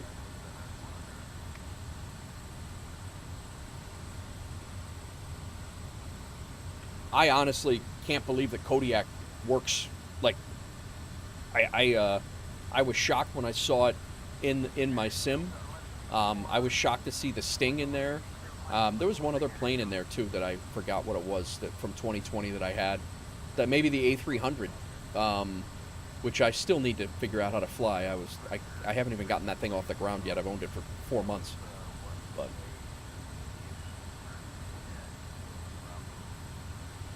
I fly Airbuses all the time, and for some reason that thing I just I don't jump into, and I want to do cargo ops too.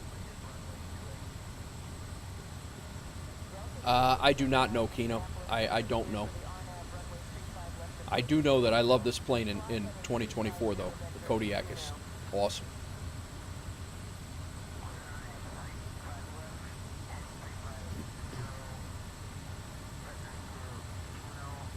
I think them giving the SDK and the manual is all they get unless they're big dev and close with the company. Wow. That's got to be challenging. That's got to be challenging.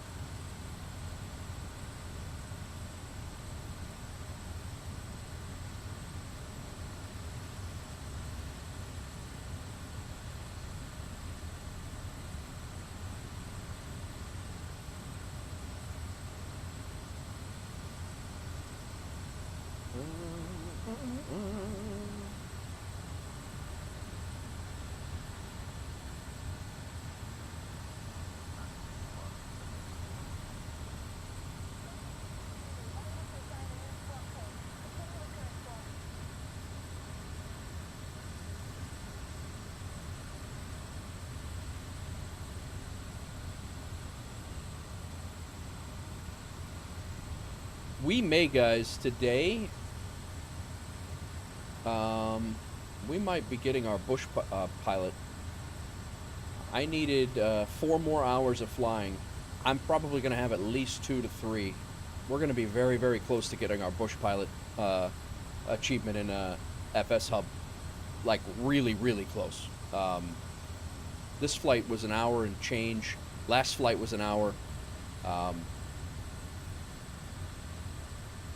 51 minutes. Last flight was 51 minutes. This one, yeah, we're going to be right there.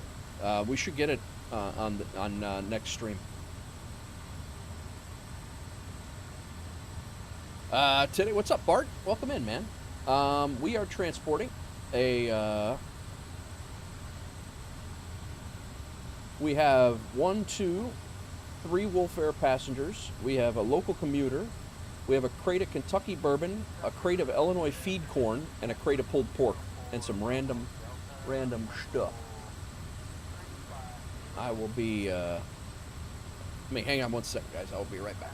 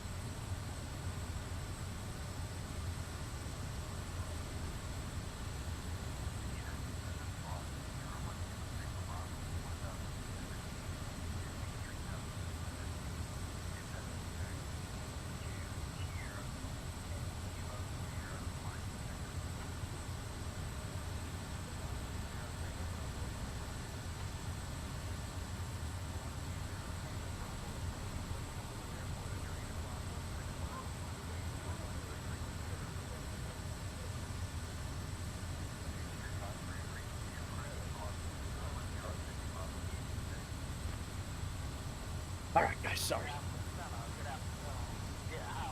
Yeah, Bart, sorry, man. I had a little slight slight catastrophe here. Just trying to work out.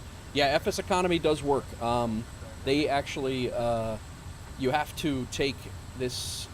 You can't even see it over the game, but the FSU IPC7 is what makes FSEconomy work with. That's the program that makes FSEconomy work with the Flight Sim 2020. Until FSU IPC updates, you have to go in and you have to manually start it for your own self, and so that's how you get it to work. And then Landing Rate Manager for FS Hub, they put out a new update, and now it works seamlessly. You don't have to do anything different with FS Hub. That works. So, and then once you do your FSU IPC, your Join FS 2020, that also works as well. So, it is working.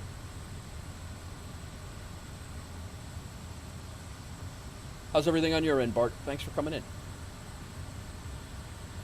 I don't know how, I don't know though, is I don't make planes in FS, I just fly them. Exactly, right, Busty, right?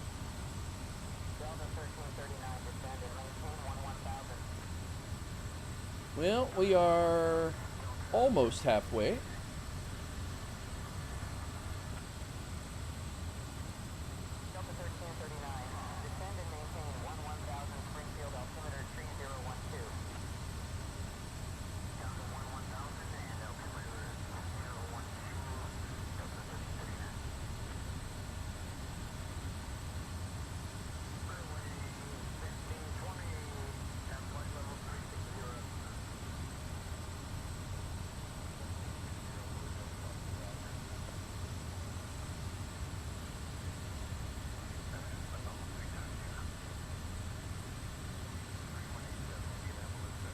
Yeah, it's not bad, man. But that FSU IPC 7, if you have 2024, I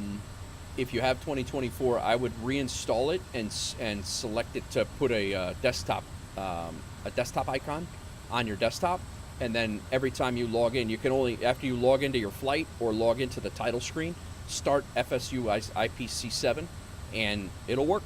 It'll work. I like the new sim, Bart. I was saying it earlier, guys were asking, and I'm enjoying it a lot. GA is really good, really, really good. I flew over New York City yesterday at the end of my stream, which is on YouTube. My yesterday's stream, episode 34, I believe it was. The last 45 minutes, we flew from like Newburgh, New York, down the Hudson River, all the way down and all over New York City. I did a whole New York City tour. For 45 minutes. We flew under the Brooklyn Bridge, under the Manhattan Bridge, flew around the Statue of Liberty. It looks amazing.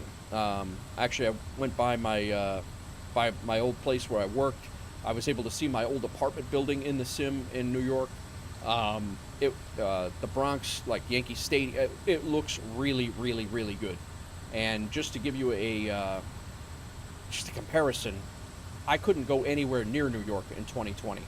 Anywhere near New York in 2020. And I was able to fly around it for 45 minutes with barely any stutters at all yesterday for quite some time. And, you know, I was at 2,000 feet flying around. You know, I was under the Brooklyn Bridge. I mean, like, it looked really, really good. We did some Google Earth comparison photos to compare to what it looked like, positioning the plane where the plane was, and then looking down the block of like where I used to work, and then picking out the buildings in Google Earth. It's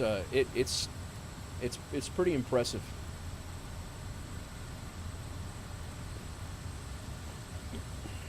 Let me see if I can pull that up. Since we're here in the cruise for a little while, we're not doing anything for like 50 minutes. Maybe I'll pull up yesterday's stream, and I'll just play that in the background.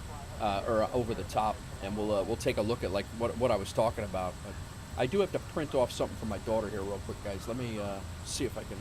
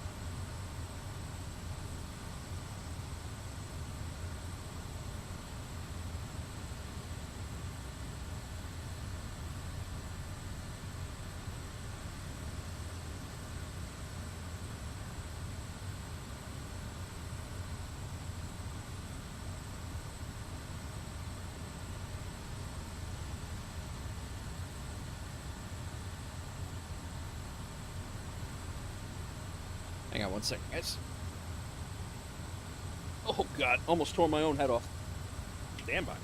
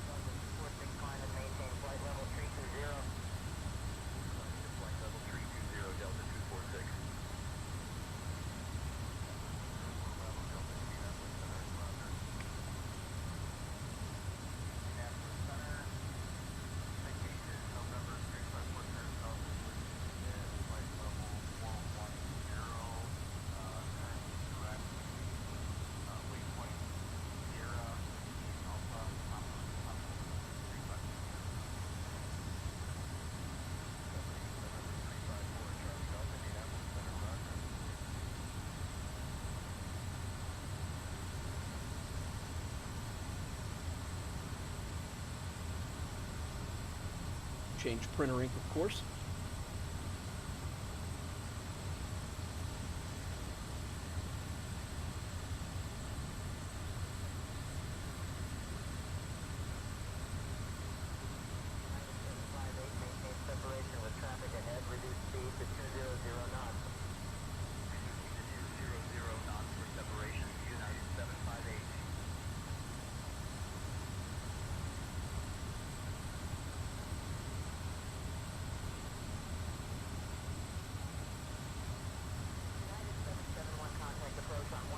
It's 3 o'clock. We actually might have a pretty nice sunset or early evening landing over here.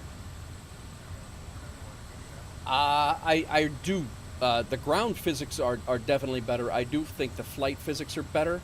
I'm still on the fence as if the turbulence is still OP. Because I do not have anything. I'm not a pilot in real life, so I don't have anything to judge it by. But I'm not sure if it is if it's too much. I don't know. I know that it's bouncing me around like crazy on landings and stuff, but I don't know if it's too much or not enough. Well, I think it's definitely enough, but I don't know if it's too much for me to deal with. I guess is a better way to put that.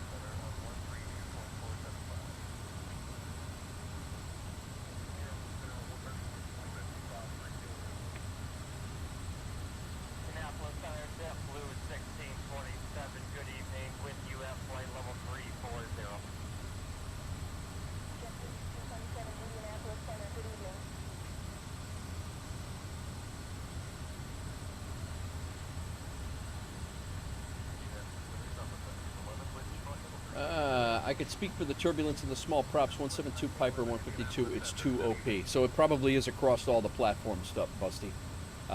Ground physics, definitely. Yeah, it probably is across all platforms. So I'll turn mine down to medium then, if that's the case. Because I had my turbulence was pretty much off because it was so OP in 2020.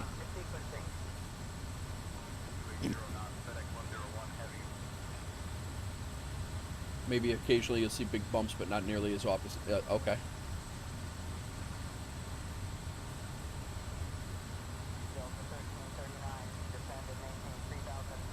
Hang on 1 second, guys.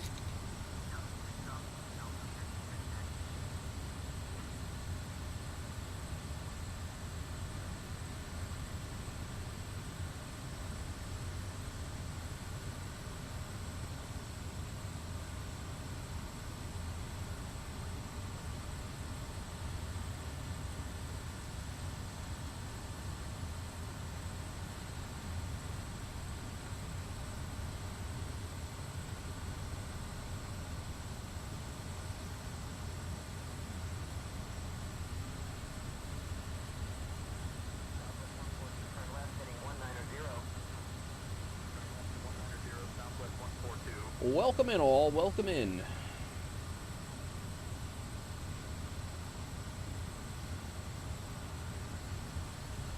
Kino, thanks for sending that over, man. I appreciate that.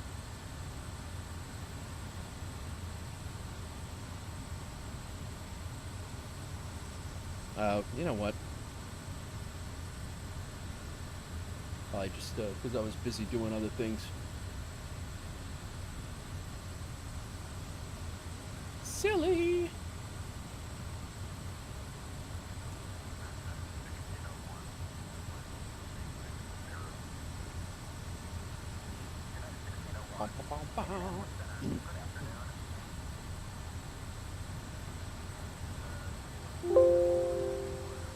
Whoops. What did I just do? Close the dockable window. Damn it, man.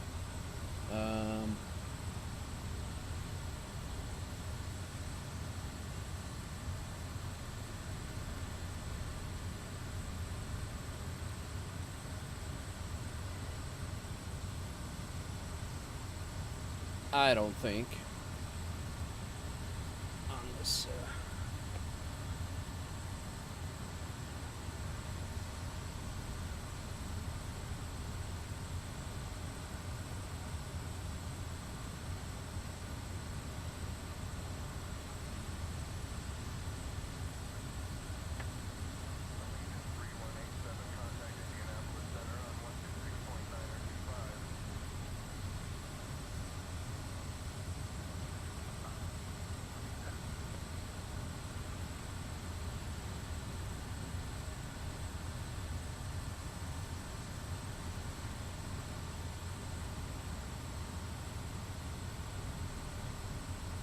The trees are definitely, they do change with the season part. One of my first flights that I did is in Tennessee, where it's still peak season down there. We'll take a look at that in a second. Hang on a second. I just want to make sure. Just trying to print something off for my daughter here. Option.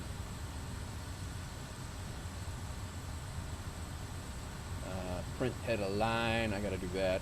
My stupid ass. I took my I replaced the black ink and I forgot to take the little tab off, so the ink wouldn't it wouldn't print.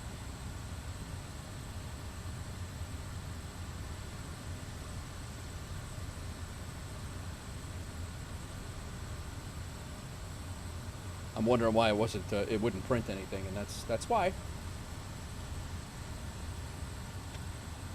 All right, let me see. We'll pull up. I'll show a couple of things on stream, guys, while we're flying here. I'll show a couple of streams that we did yesterday and the day before of some comparison stuff.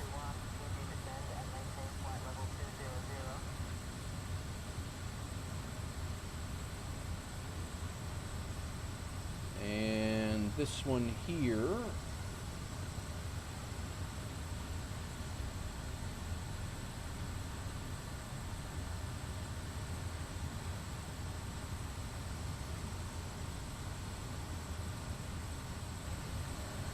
I would say that's pretty damn. Yeah, I'll give you guys, just to give you. I'm gonna run this on top of the stream right now, just so we can take a look at it.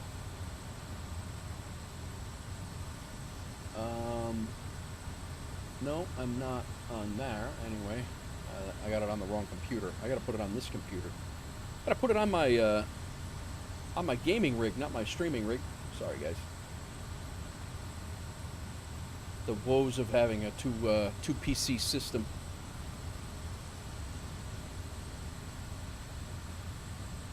You never know which one you're supposed to be in.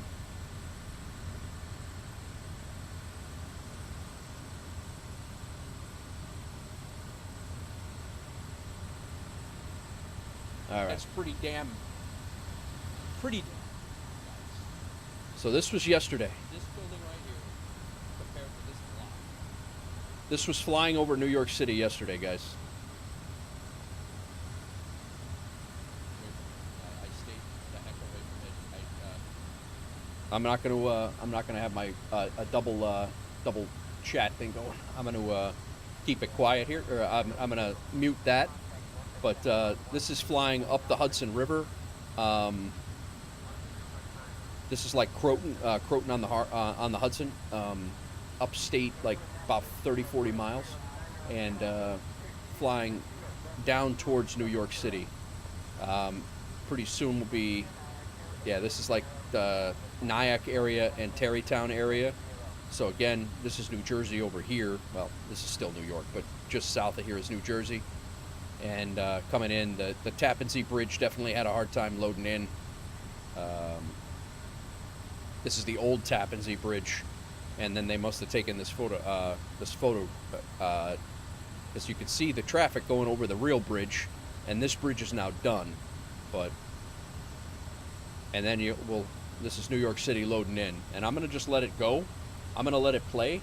Yeah, I'm gonna let it play. And I could not get this close to New York City at all in the other sim with it loading in without it being an absolute slideshow. So I was very very happy with how it. I mean, we're about 10 miles north of New York City right now, with live weather and live traffic and live everything, and it's. No, bridge did not look good at all.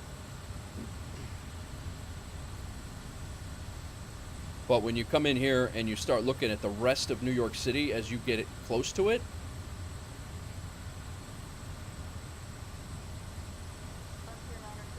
again, that's the George Washington Bridge is right here, but, you know, and that doesn't look great right there, but the buildings and the way, I mean, the Bronx and Inwood is amazing.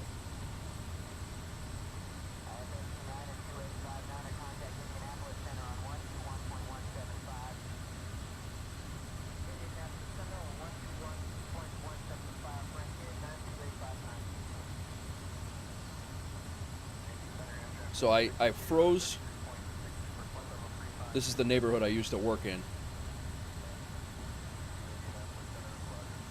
Right over here. My firehouse is right across from this. Hang on a second.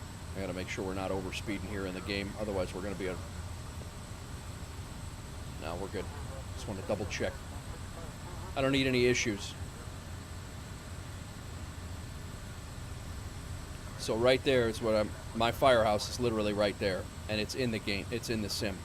Now some of the buildings get distorted or whatever, but we're still a good 3-4 miles to the west. And I've since bumped up my level of detail since then. So, but all these buildings exist just like they look like in here. This building is newish.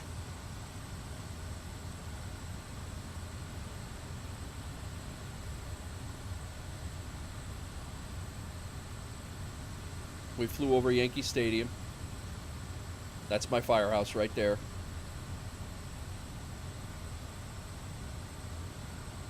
My old firehouse. I don't work there anymore.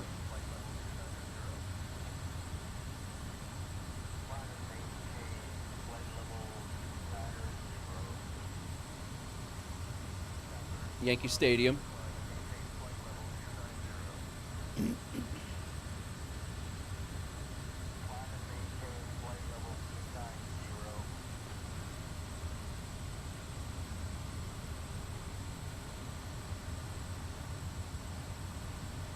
The shadows of the plane and the buildings. I mean, all these buildings look just like this. I spent 20 years as a fireman in this neighborhood. All these buildings look just like this.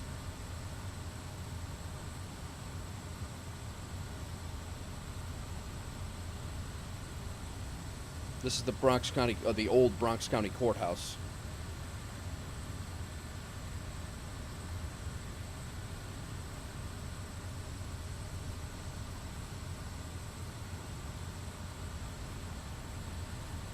This is High Bridge over here, that in the Bronx. This is High Bridge. That's the name of the neighborhood. Morris Park. You got the 4-train L line right here that runs all the way up Jerome Avenue. And then we go back and we went and we. So this is where I kind of dissected just to kind of, some of this stuff is mind-blowing, like how accurate it is. I froze the plane just here, right? I froze the plane here, and I pulled up Google Images. So we're looking down. We're looking down on the area, right? My firehouse is right behind that building. I pulled up Google Images.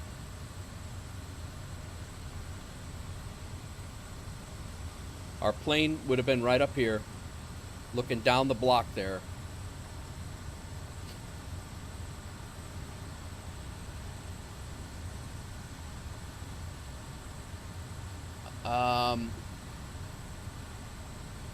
My spec, hang on one second, Bart, and I'll let you know. So I took you guys down the block here, right? This is the building right here that we're looking at right there. That's what I was explaining. I mean, it is absolutely, that's it, all the way down to the green canopy on the front. That is exactly what that building looks like.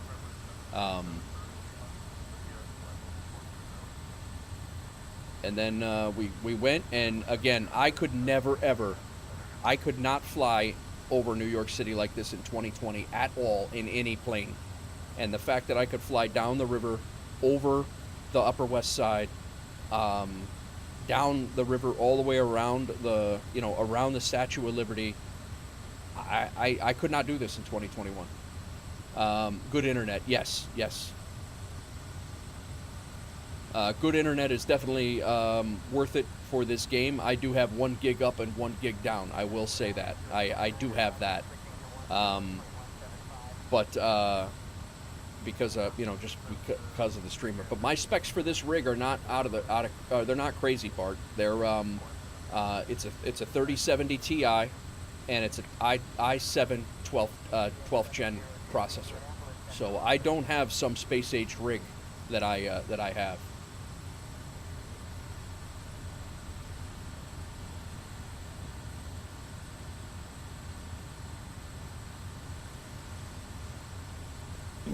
There's a cruise ship right there. That's, again, in the sim, live cruise traffic.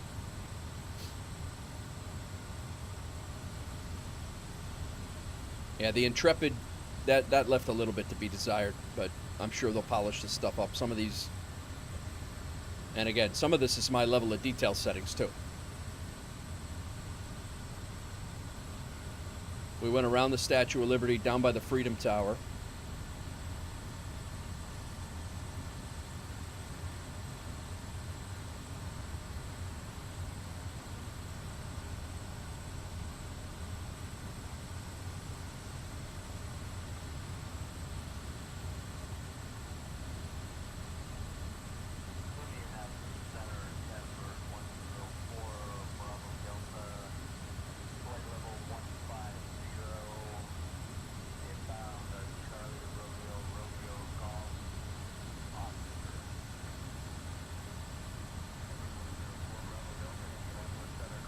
Yeah, this the Statue of Liberty yesterday.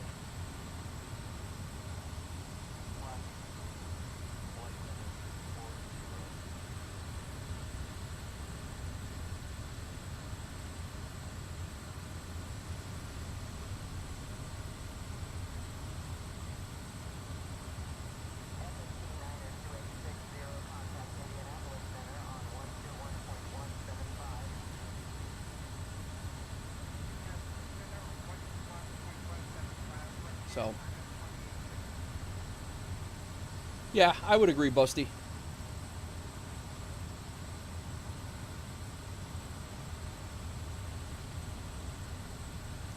We went under the Brooklyn Bridge.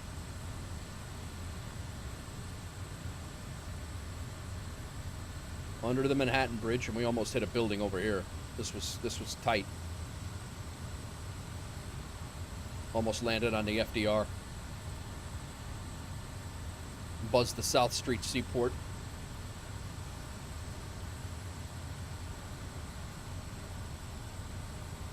Yeah, no worries, Bart. Like I said, I'm, it's just, it just looks really good. And then I'll pull up the other stream that I had the day before that. And you can see the, we're actually getting ready to fly into this area.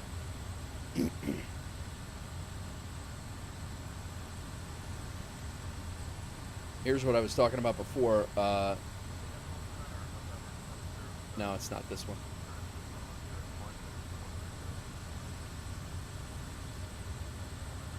But yeah, here's the trees. You know how it. This was a Kodiak flight that I did the other day, and taking off with the trees in Tennessee, Western Tennessee. This airport is in very, very Western Tennessee, and you know, again, it's all. It's just like this now. Up in Illinois, the leaves are gone now, and probably now in Tennessee because the wind has been whipping. But you know, this is the airport. This airport is M93. It's one of our FSEconomy FBOs, and but yeah, it's just seasons changed. I have not been. I have been to a spot where it was snowing, but I have not seen snow on the ground yet. That being said, we had snow on the ground in Chicago only for about. It was literally about 4 hours. So I know there's snow on the ground, like when you're getting into the mountains and stuff like that. They have snow on the ground. I've seen that in streams, but I have personally not seen snow on the ground, and I've flown through snow. So.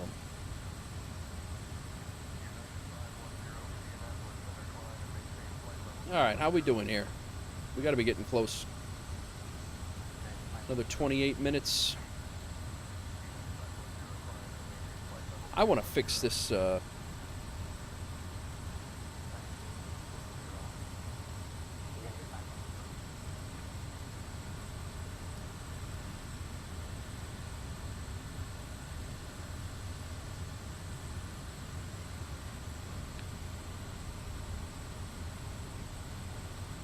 Nav angle.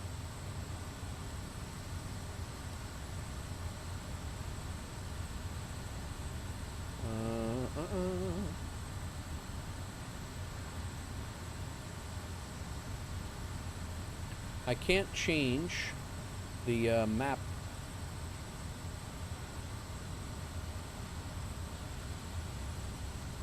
The map orientation. It won't allow you to do that yet.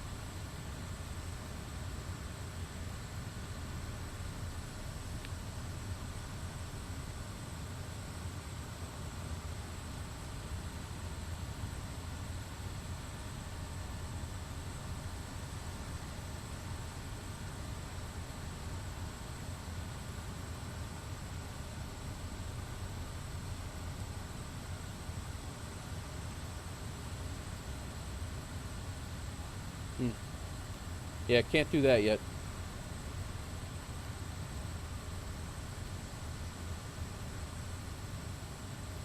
Here it is. I always want north up. That confuses the hell out of me when I don't have that set up. North up. Topography. There we go.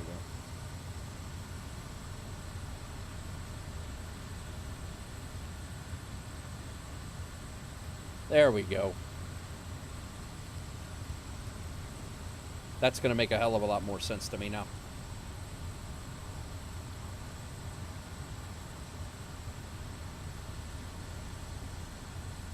Now we're getting into some cotton ball clouds at like old school 2020 stuff, but there's definitely my next question was snow. Yeah, I flew in the snow in Chicago at the end of one of the streams that I did this week, and I haven't really streamed a ton of this stuff. Maybe 33. Yeah. So this was our flight out of Chicago when it was snowing here. It was a terrible takeoff, by the way. Ignore the takeoff.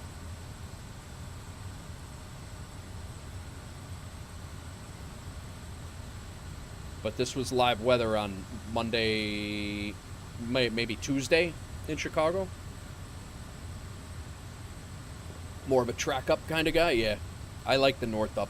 It's just easier for me to maintain situational awareness.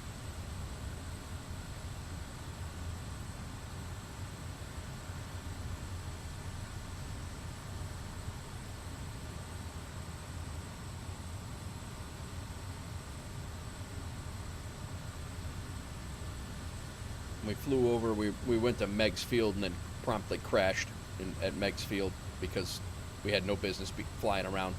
I think the wind was ridiculous. I couldn't see anything. It was icing. We're getting ready to, I think we flew over Midway.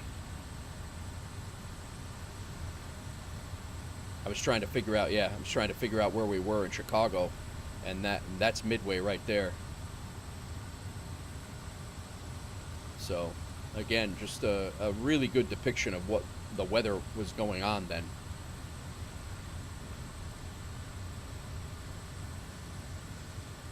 And then we flew around trying to figure out how we were gonna... 049, contact Memphis Center on 124.125.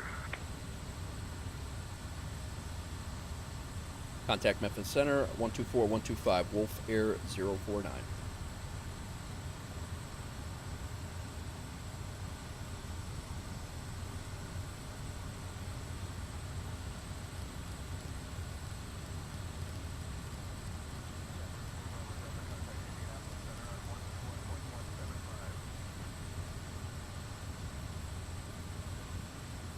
Memphis Center, Wolf Air 049 is at flight level, is maintaining 7,000 feet.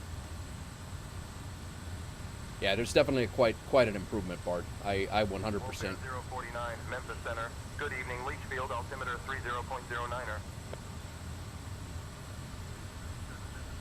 I 100% agree. I believe that there is an improvement for me over 2020 out of the box in GA. Like I said, I was in an airliner the other night. Not such a great experience in the airliner last night. But all right, Chad, welcome back, man.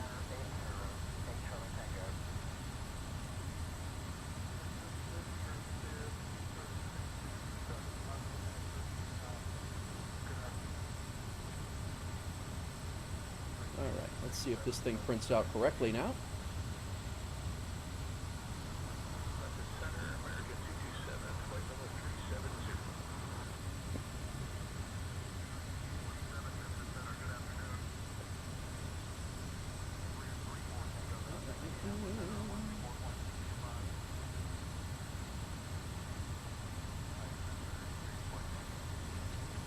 Welcome in all, welcome in.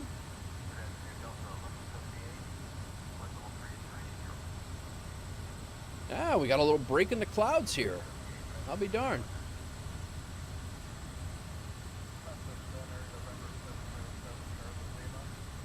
We're getting there. We're less than 100 miles away.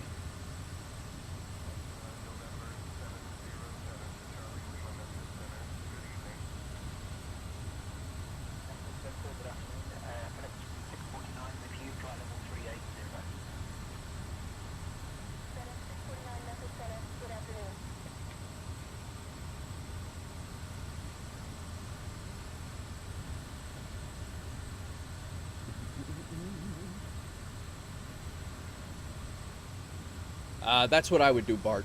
That would be my recommendation. It would be to be prepared to do GA flying or business jet. I have been in the Vision Jet. I did do a couple of flights off stream in Chicago in the Vision Jet, and at night. And the Vision Jet works well. It's I haven't been in it since, but I do need to do, like I was saying before, I do need to do an FSEconomy flight. I need to do an FSEconomy flight in the CJ4, which may be next stream, actually, if I don't get it done tonight off stream. But yeah, just it'll be I would definitely stick to GA. I know some people have had mixed results with the airlines. Some people are working, but I had the A-320 Neo last night. Took me a while to get it off the ground, but I also had to do all the keybinds and all the things to make it work. But yeah, it's I know the props are working, and I know they're working well, at least on my rig for me anyway.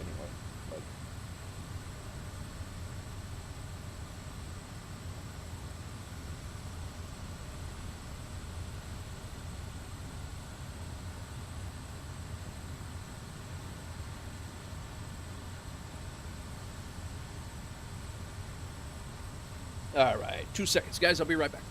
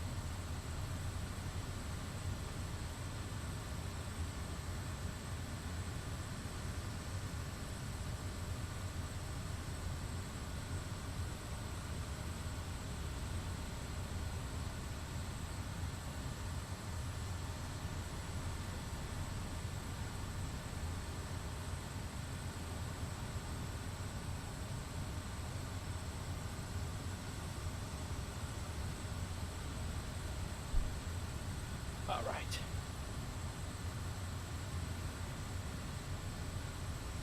Let's pull my track IR off here. Oh my God. I'm just happy we're out of the clouds, guys. I'm not even lying. Like, been flying on the top of clouds for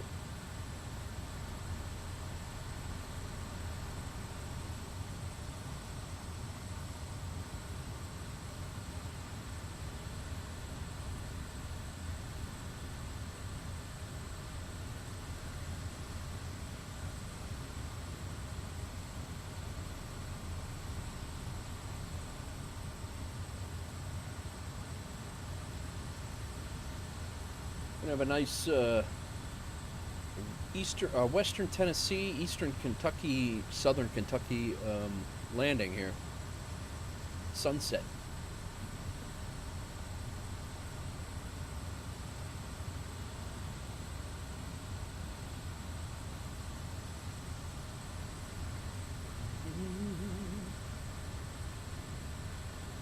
Very nice, Chad. What are you making?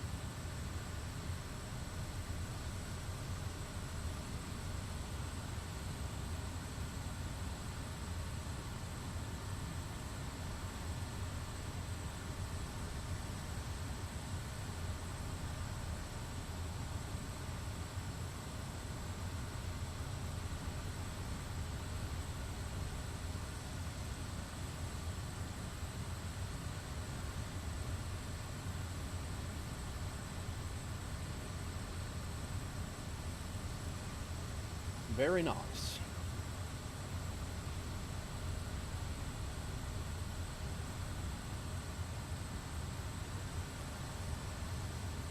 "25 miles out." Let's start looking at our weather here. We'll fly right over Hopkinsville, Kentucky.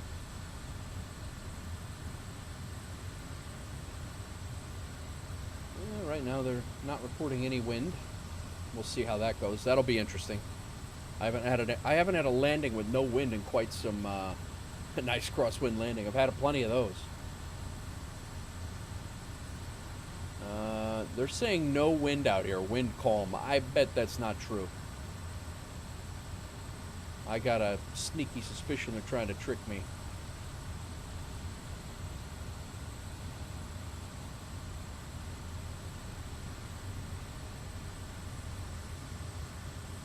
Winds calm, it says. I'm looking at airports all the way around.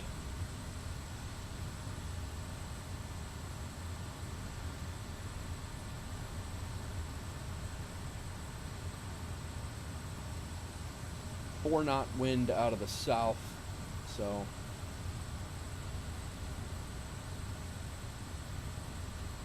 That's about 20 miles to the west.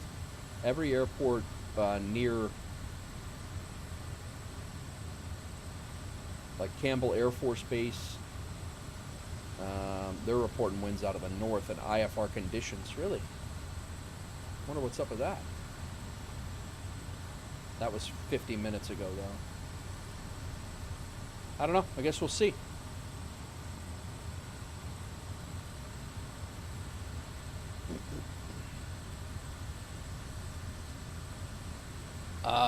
AWC? No, I don't. What's that, Busty? I've never used that. Never even heard of that. Proceed direct to Cramon. Descend and maintain 3,000 until established on the localizer. Cleared for the ILS runway 20 left approach. Keep it at 250 knots until established. Further into Cramon for ILS at 20 left. Keep it at 250 for Delta.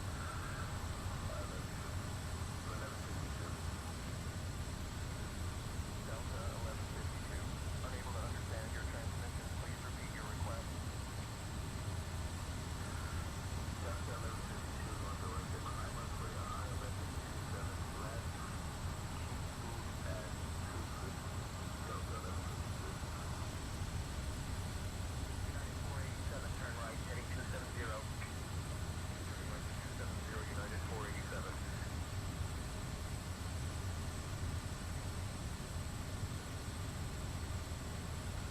All right.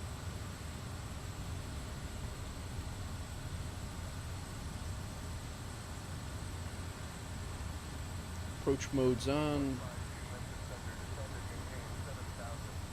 Bart, I use Say Intentions. Say Intentions. Federal Aviation Weather website. Oh no, I have not. No, I have not used that.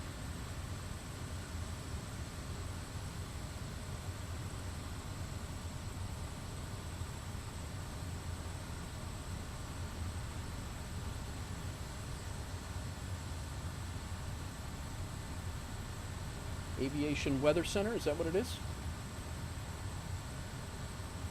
.gov?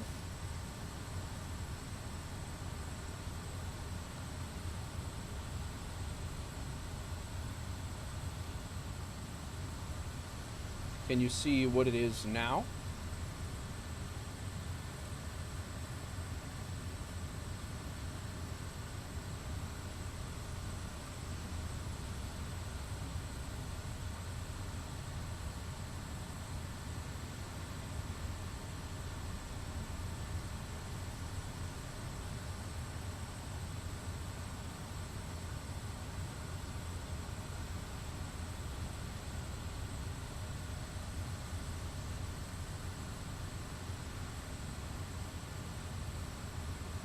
But yeah, I use Say Intentions.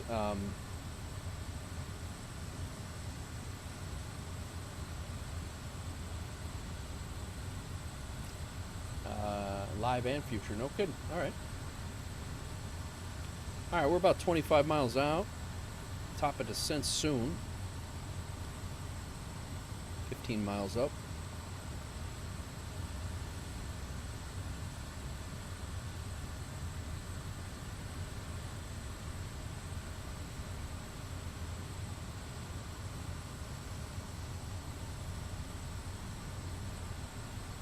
Alright, variable at 3 it says for Paducah. What's K-Hop say?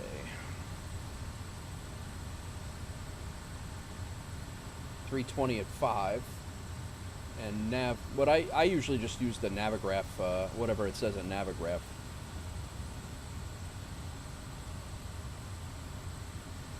Which I'm assuming probably goes off. Yeah, it's 320 at 5. It's the exact same weather in Navigraph as it. It's probably pulls it right off that website. But I did bookmark it. Thanks. Do you have an arrival, or there'll be no vectors. It'll be a VFR. There's no. This isn't a towered airport, Bart. It's a pretty small airport that we're using as our FBO. So we'll go VFR into it and, you know, just do our, I don't even know if we'll do call-outs, to be honest. There's a CTAF frequency, but there's actually not even a chart for this airport. In communications, yeah, I don't even think, yeah, 123.0 is our CTAF frequency, but I don't even know if that's going to be accurate. There probably is not going to be anybody on that. 123.0.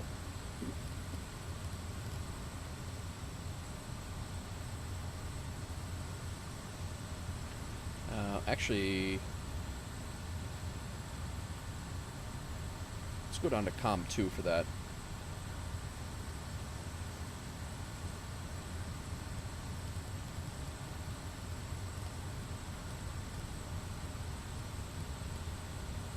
And we'll go COM 2 Mike for a second.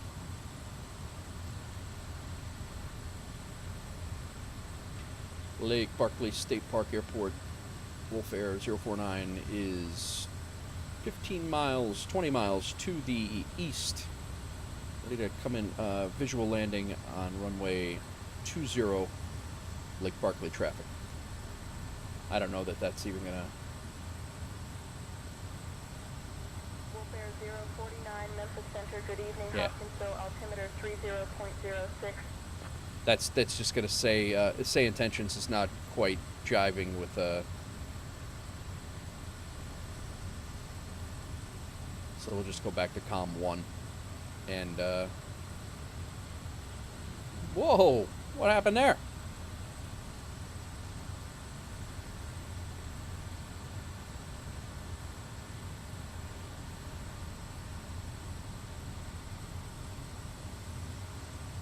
Going back to base, that's right. Yep.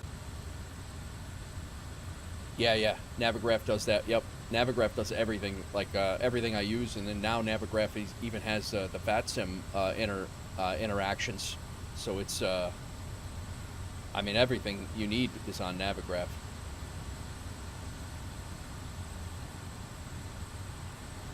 Sim looks good, man.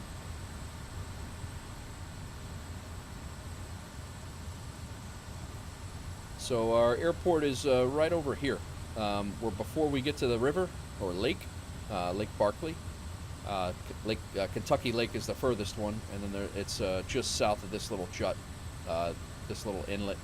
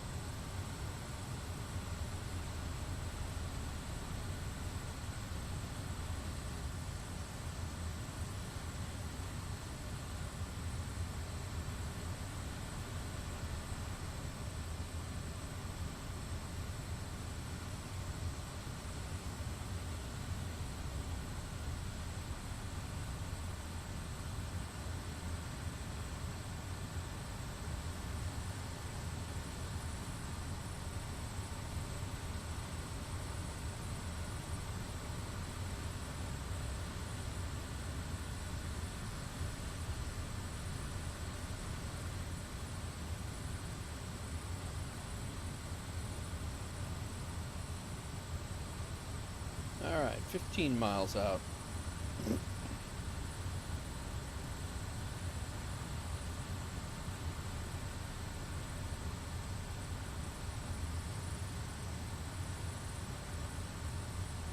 Pull some power out of here so we don't overspeed. We were right there.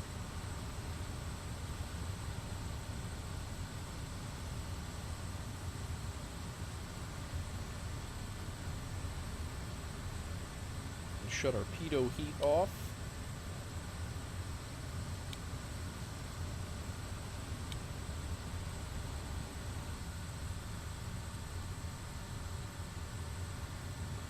Out of our icing conditions. Have been for a while, actually.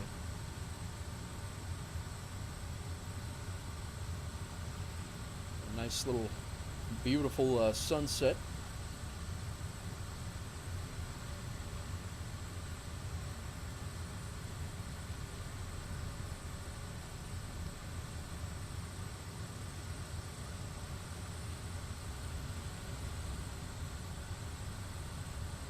Looks like the wind might favor, this wind actually might favor our coming in the other way a little bit more.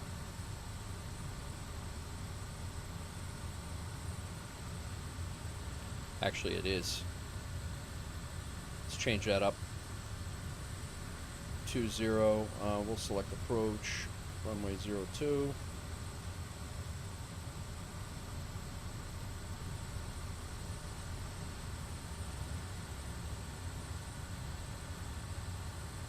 We'll go back that way.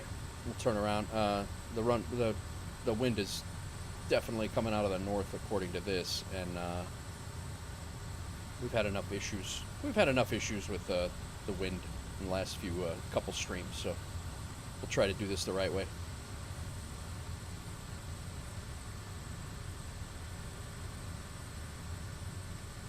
Should be actually blowing right down the runway at this angle, I think. We actually might get lucky if there's wind at all at the ground level. I think it's going to be blowing right down pretty much.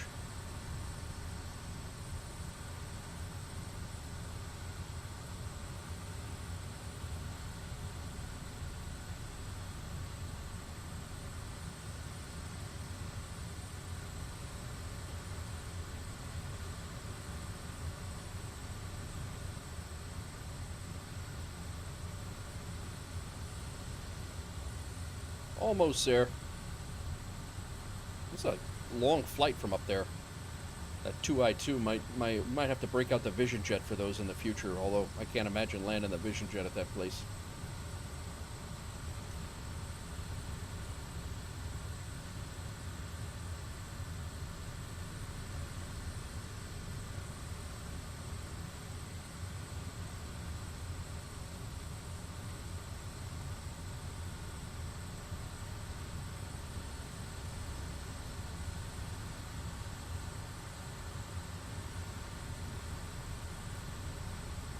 Even future radar and progressive charts, you want to be fancy with it. No kidding. All right.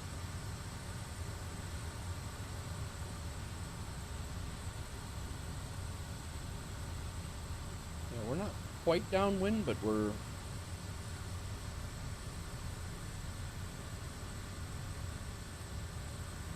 At least this airport's got lights. Last two we've been to don't have lights.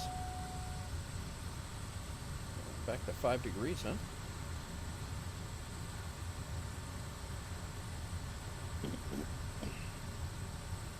We'll leave it be. We're all right.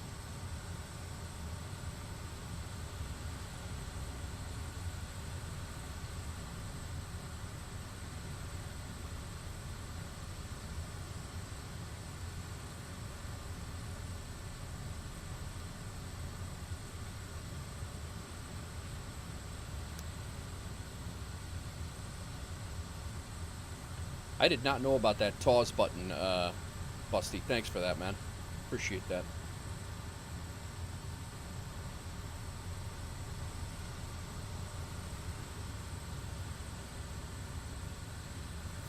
I don't know. Maybe we should turn pitot heat back on. We're back down to 4 degrees, now 3. I didn't think it was that cold out there.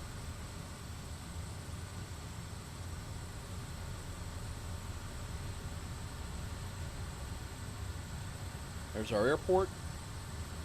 Stand clear of the closing Yo! doors, please. Bart super chatted over on the YouTube side of things. I appreciate that, man.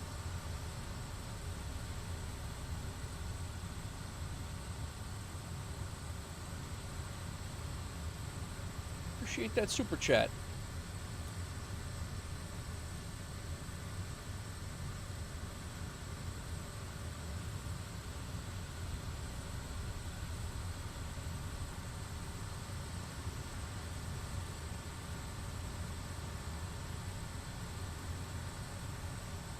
Butter the bread with a nice greaser of a landing, he says. I'm going to give it a shot. Going to give it a shot. We are going to have to slow the hell down, though, if we're going to do that. Thanks for that super chat, Bart. We got the wind is at our tail, so that's a good thing, because we pretty much have to do a 180-degree turn. Not quite 180, but pretty damn close. And we're going to be pretty much turned into the wind at that point, although the wind has significantly died down. It's down 6-7 degrees, 5-7 degrees, so... I have, Busty. The brakes are definitely, they're not bad.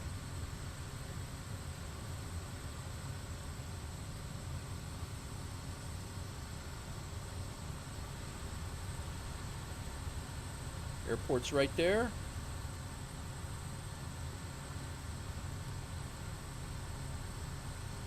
Now I gotta butter it. Through a, super chat out there.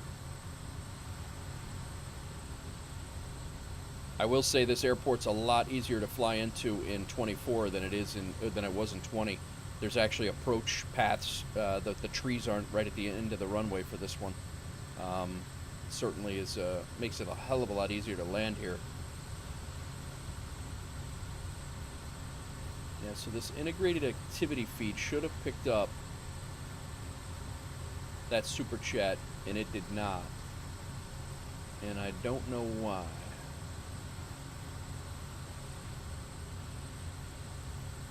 Alright, we'll be making our turn to final here shortly. We gotta slow down. I'm gonna go flaps 1 in the turn. 138, flaps 1. Nice.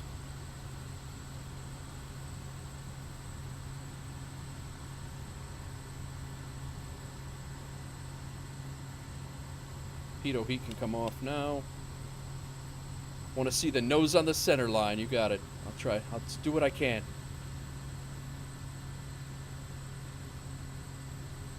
We actually do have the wind.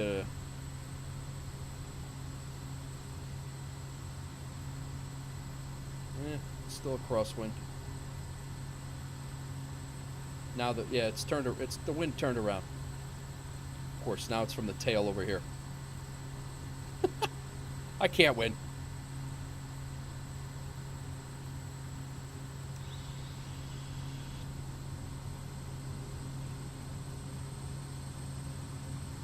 All right.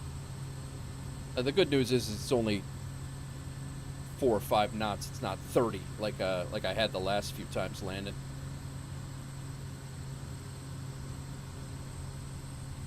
My aircraft. I'll fly it in.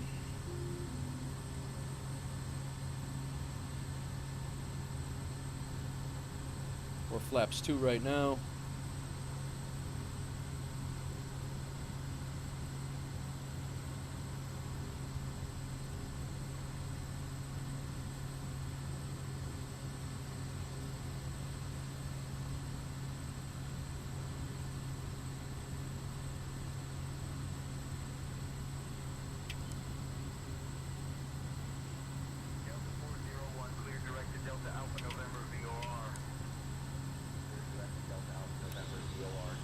Full flaps.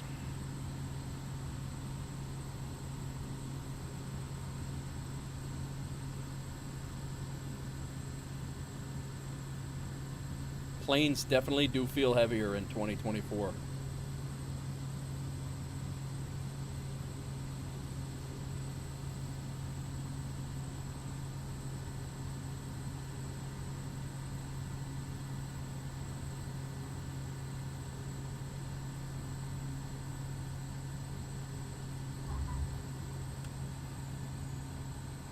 Little off the center line, Busty. I'm sorry.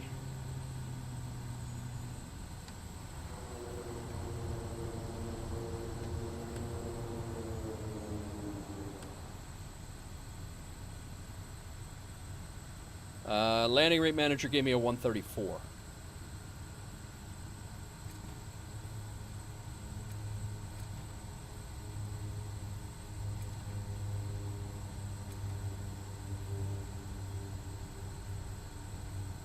Thanks, Bart.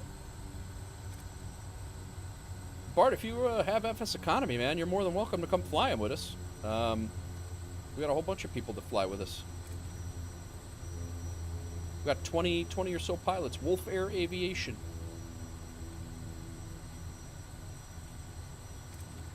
Okay. We're off the runway. We are at low idle. Take our landing light off. Put our taxi light on. Anti-ice is all off. Take our strobe off. Let's go park. We'll get them next time.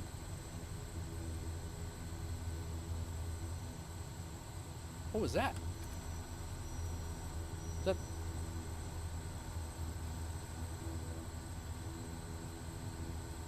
the trees back there? United 290, reduce speed to 250 knots. Reducing to 250 knots, United 290.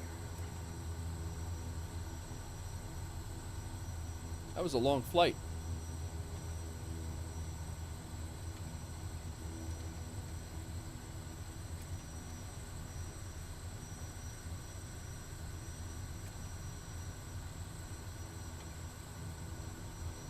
Look at that sunset.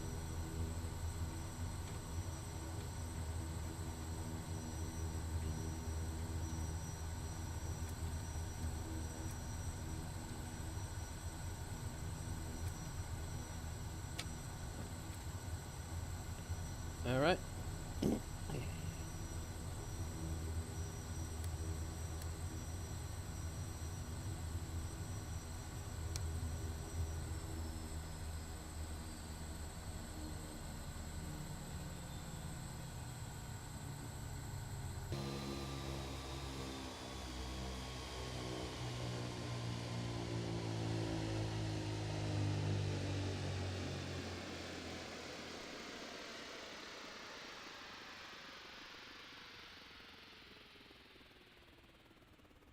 Just crazy, crazy good sounds for this thing. Absolutely crazy good sounds. I want to change my keybind for this controller while I'm not going to jack with it. Controller, I want my cockpit toggle. Toggle cockpit cam.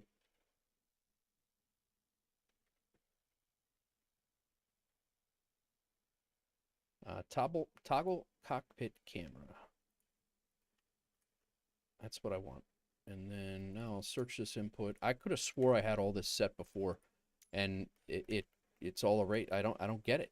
Like it's some of these got erased. I'm not really. All right, cockpit view, interaction unlock. Get rid of that, and VFR cockpit mode. Get rid of that. Let's go back. We'll save it. And resume. All right.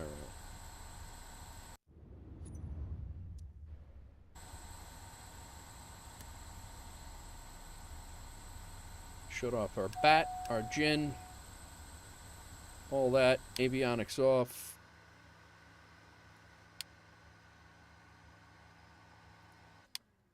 And that's that. They did add the replay tool, and I always keep forgetting about it. I keep forgetting to turn the damn thing on, and yeah, they do have a replay tool. It's supposed to be better, but I have not used it yet to tell you that it is or is not better. Yeah, it's I have seen it. I have seen some people use it, but I want to come out here and I want to see if these elk are actually there all the time. That is a good question. Look at this sunset, guys. I mean, just the cinematics of this thing is ridiculous. Let's go see if we can find some wildlife out here. We did have elk out here the other day. It was about 35 minutes into, I believe it was yesterday's stream. There was elk out here down the runway when I was taxiing out, and like I said, I didn't see it. Thank you, Bart. I appreciate it. I hope it was worth the super chat. I do appreciate the super chat. and I hope it made it feel worth it. Yeah, there were elk like right out here in this open space. So it's funny they're not here anymore, which means that obviously they just kind of generate around the world, which is cool. You know, it's not just that they're there spawned in and they're there all the time, but I can hear the crows. But there was like a tree in 2020. There was like a tree right here. All this was all trees.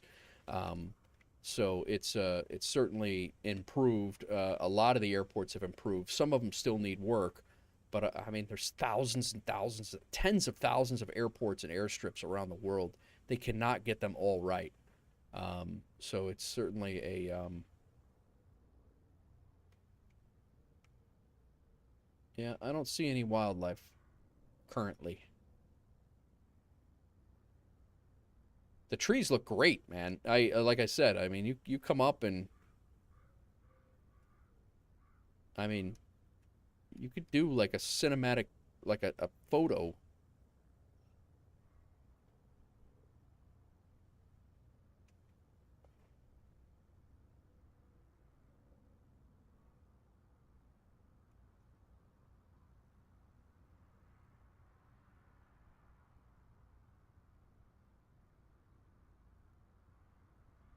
They look amazing. Something coming in here?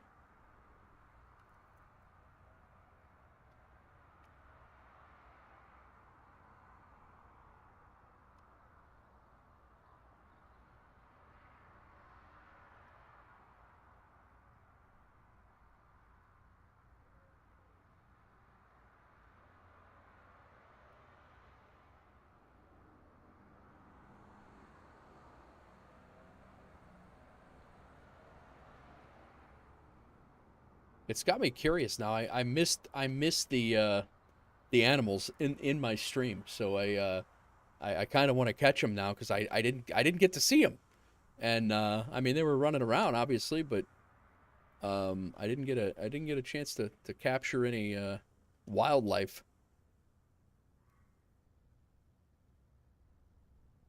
and I don't know how often they spawn in. Oh well.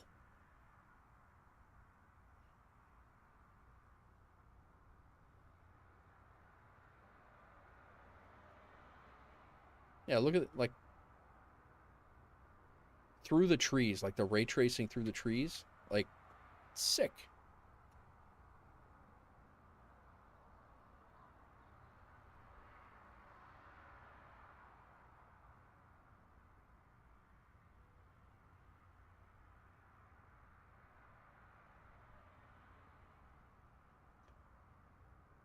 All right, guys, I think I'm gonna leave this here. We made about $1,500 on FSEconomy, bringing back. Yeah, Bart, we always we do anytime you want to join us. We had Pio from Twitch chat was in and joined us. He had some issues with his sim, so he ducked out. But not this last leg, but the leg before, he flew part of that with me. But yeah, you're always welcome to either join us in FSEconomy or join us in FS Hub on our virtual airlines if you want. It's Wolf Air Aviation, and you're also more than willing to just jump in and fly around when I'm flying around too. I have multiplayers on, and you know my all of the various flight. I always, you know, if you tell me or ask me where I'm flying to or from, you're certainly more than able to jump in and fly along. So, but yeah, I am going to run. Yeah, exclamation point Discord will get you the Discord, and that should that'll get you set up. And if you have any you know any questions or anything like that, feel free to throw them out there. You know, we'll be glad to help you out. But guys, I'm gonna run. We got a whole bunch of stuff to do tonight. Go grab dinner as well. Take the family out for dinner. I wanted to do a little Saturday stream here. We're going for three and change, almost 4 hours actually. Wow. So I did get back to home base, which is good. I wanted to do that, and we will continue on. I'm hoping I won't be here tomorrow because we're gonna go down with my mom and dad. We're gonna go down and have dinner or have lunch with my mom and dad and see them. And but I will be back Monday and Tuesday for 2 likely pretty long streams. I'm gonna, as long as everything goes well, I'll be doing some good 5-6 hour streams, if not more. So the wife's got to study, she's working, I'll be in here flying around. So if we can get if we can get into an airliner, if I can do a flight that is stable off stream, I may dabble in an airliner. We may try the CJ4 or the Longitude out in FSEconomy, but other than that, we'll just jump back into the Kodiak or the Vision Jet and see how it goes from there. So that's going to be it. You're in Dubai, Bart? Oh, well, thanks for coming in, man. Appreciate that. But thanks again, Bart, for the Super Chat 729 AED. Super Chat, I appreciate it. Everybody, enjoy your night. We will see you guys on the next one. If you're watching the playback, the episode 36 will be popping up right over here to my right, or probably right over my head, actually. Enjoy your night, guys. Thanks again for everybody for coming in, hanging out, chilling out, and just being good peeps. See you guys later. Peace.